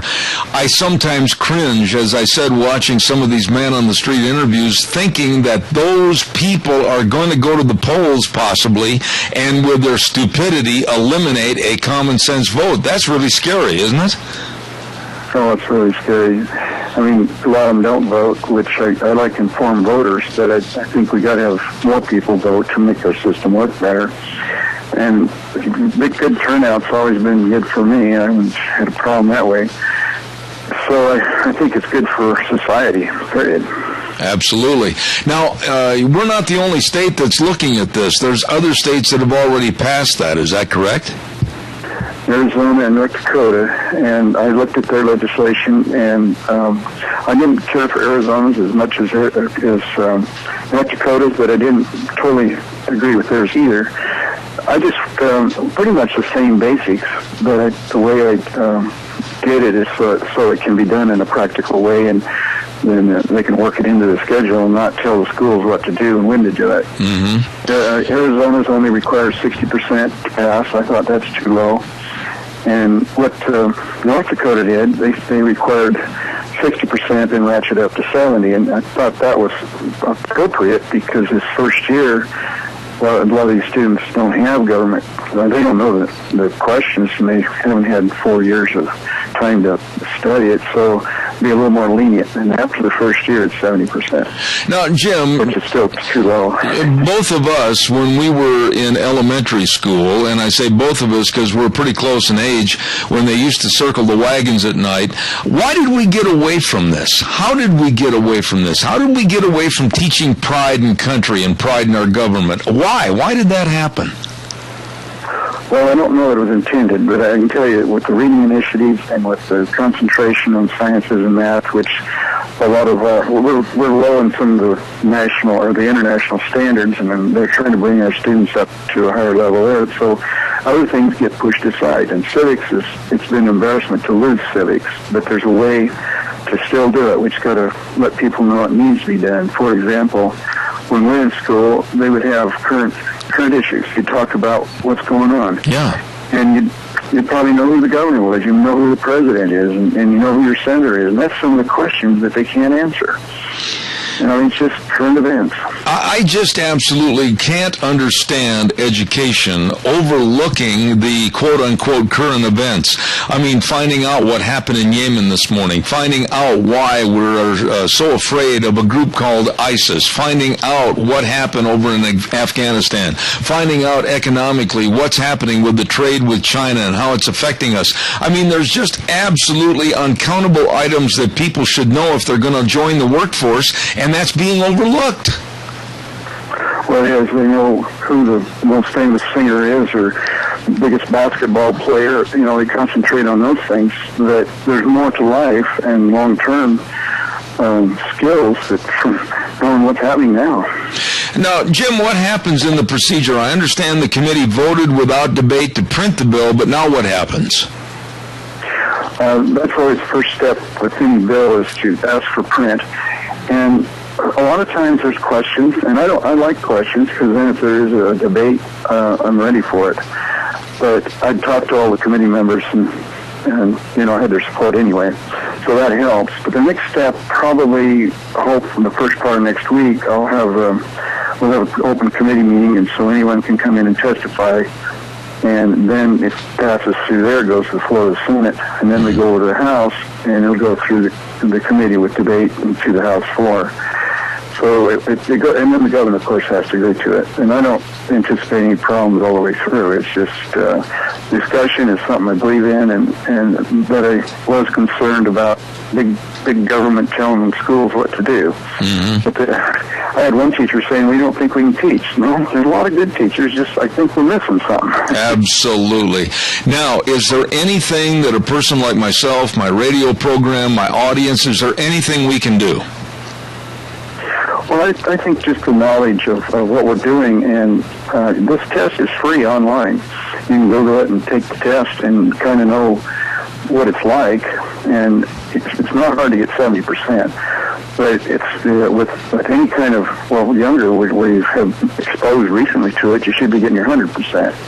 But, for example, you know, the one I missed was when we wrote the Declaration of Independence, and I should have known, but I wasn't thinking numbers. But everyone should know who the governor is. One of our congressmen are. Yes. Supreme Court. What's the supreme law of the land? Well, the Constitution. And right. So they're pretty basic. But if we don't understand those things, how do we fight for them?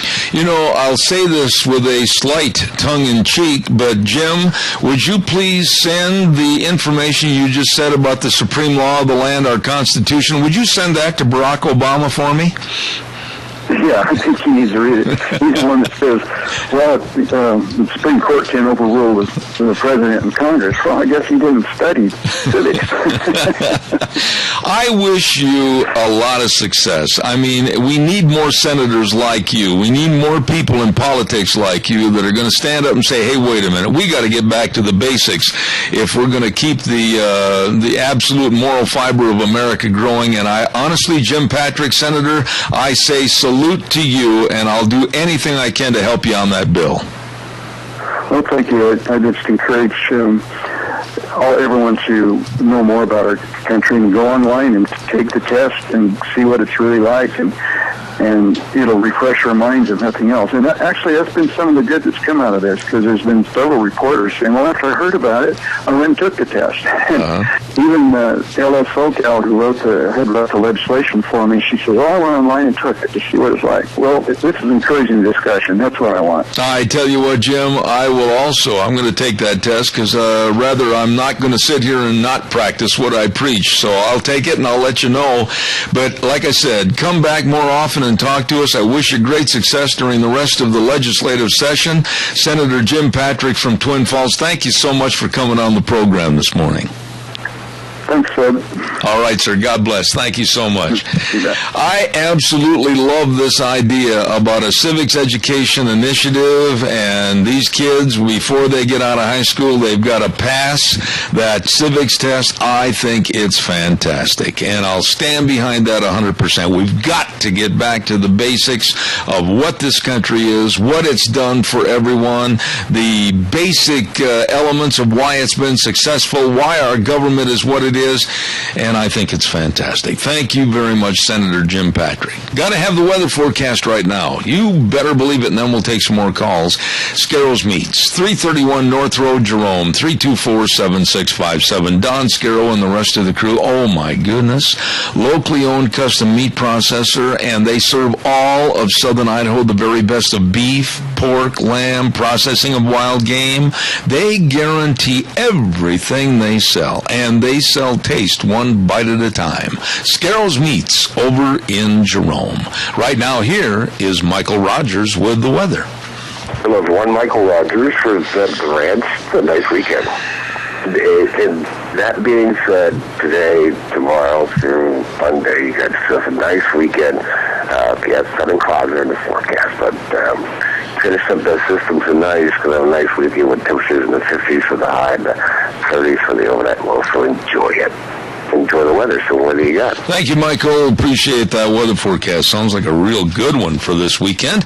Brought to you by Scarro's Meats, 331 North Road, Jerome. Don Scarrow and the whole crew over there at Scarro's Meats taking great pride in offering you the best of beef, pork, lamb, and the processing of your wild game. They guarantee everything they sell, and they sell taste one bite at a time. 324-7657, Scarro's Meats over in Jerome.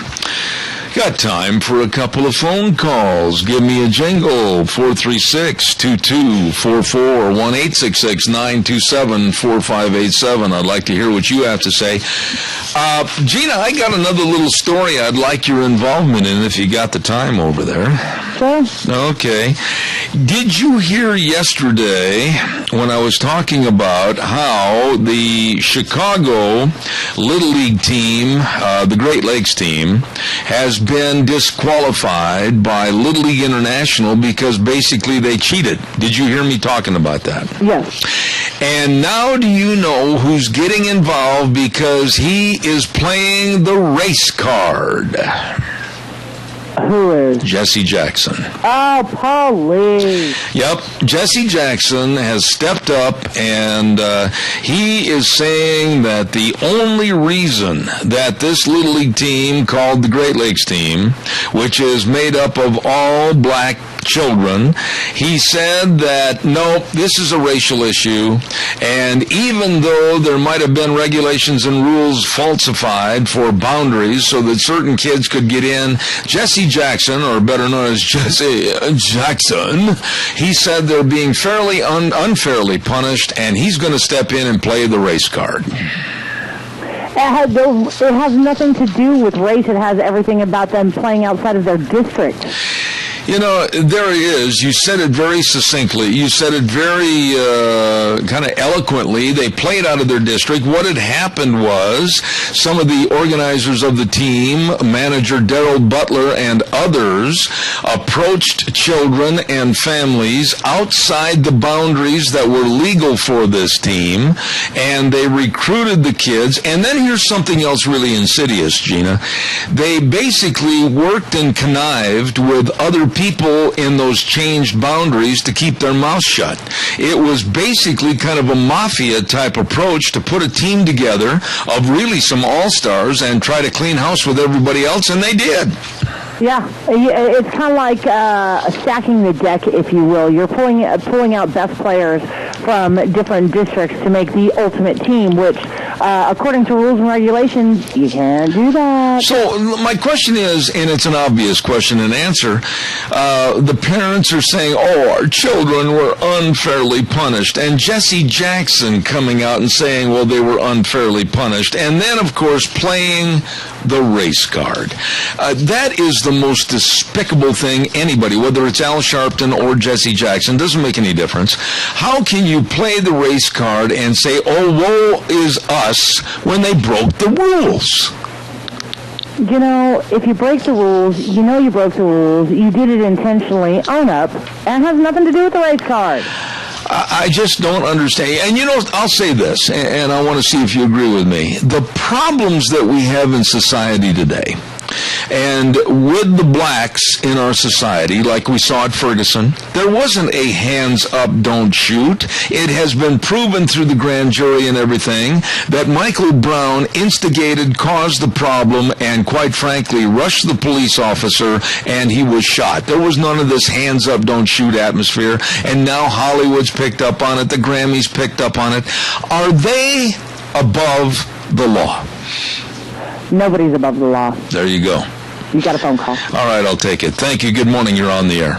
Good morning again, Zeb. I was watching that, and, you know, they come across there and said it was all African-American team. Yeah. There was no whites, no Mexicans or anything else. It was all, you know, the Negroes. Well, what if that had been the white team? Would they have raised so much hell about it? You bet they would have. Absolutely. You know, cheating is cheating, and doing something illegal and illicit to win is absolutely deplorable. And Jesse Jackson coming out and saying, quote, is this about boundaries or race? And throwing the race card on the table. I have never had a respect for Jesse Jackson, and now I have even less. Well, this shows me that they was more racist than what the other teams was, because they didn't have any white kids or anybody else on their teams. You know, what it does, Al, and I played Little League Baseball and everything, but it besmirches an excellent organization. It puts a stain on an event during the summertime that I think is absolutely one of the best events and one of the best organizations in the United States. Look what they've done by cheating. I know it. They've ruined everything that the people's worked for over the years. I used to play Little League myself, and it just is not the same as it used to be. Well, and what they've done with that stain is they've created a permanent kind of a looking out of the corner of their eye. Did this team cheat? Did they do something above the rules? Did they incorporate people in the district that maybe shouldn't be there? They've opened up the door for scrutiny in an organization that up till now has been fairly, very impeccable. Yeah. Okay. All right, Al. Thank you very much. And then for Jesse Jackson to get involved, it's no different than Al Sharpton, looking for a cause, looking for a reason to jump in and put his name and his face in front of the television and play the race card. That's how they make their money. It's deplorable. It's despicable. And Jesse Jackson, absolutely, even though he won't be, He should be absolutely ashamed of himself. Don't forget your Magic Valley Les Schwab Tire Centers. Oh, my goodness sakes, all 7 locations serving you, and I mean serving you with the very best of what you need for your cars, your pickups, your SUVs. They've got it all. They've got all the tires, everything. They're celebrating Founders Celebration right now in honor of Mr. Les Schwab, and they've got some of their tires, all-season tread, economically priced, starting at just $39.99. I'm not kidding. They've got the best in brake service, absolutely professionally trained technicians, free brake inspections and estimates, the very, very best, along with the best in front-end alignment, shocks and struts, and batteries. And, of course, all 7 locations are involved in serving you. Lane and Rupert, Dave on Blue Lakes and Twin, Mike and Buell, Mike and Jerome, the Twist family in Paul, John on Poline in Twin Falls, and Randy on Overland and Burley, the best, your Magic Valley Les Schwab Tire Centers. Real quick, I want to get this in. This Saturday, Valentine's Day, Saturday, February 14th, over at Magic Valley Tire with old Mad Max and the crew, they're going to have that big chili championship, and to the top 3 chilies, they're going to have cash prizes. And if you'd like to enter your chili, call Amber at 438-8444. And the chili judging is going to start at 10:30 in the morning on Saturday over at Magic Valley Tire. And again, Mad Max has said there's never been a chili made that's hot enough for him. Please, somebody, let's see if we can't roast him out a little bit. And that number again, 438-8444. It's going to be delicious. And then at 11... they're going to start serving all the free chili and free cinnamon rolls. Don't miss it. It's going to be a lot of fun over at Magic Valley Tire this Saturday at 10:30, okay? Got you covered. Until next Monday, right here on Zeb at the Ranch, we invite you to stay tuned for the other programming right now on K-Bar, 12:30 a.m., and then streaming live on the net, zebbell.com. The way things were are the way things ought to be. God bless. Have a wonderful weekend. Gina, thanks for everything. We'll see you next Monday.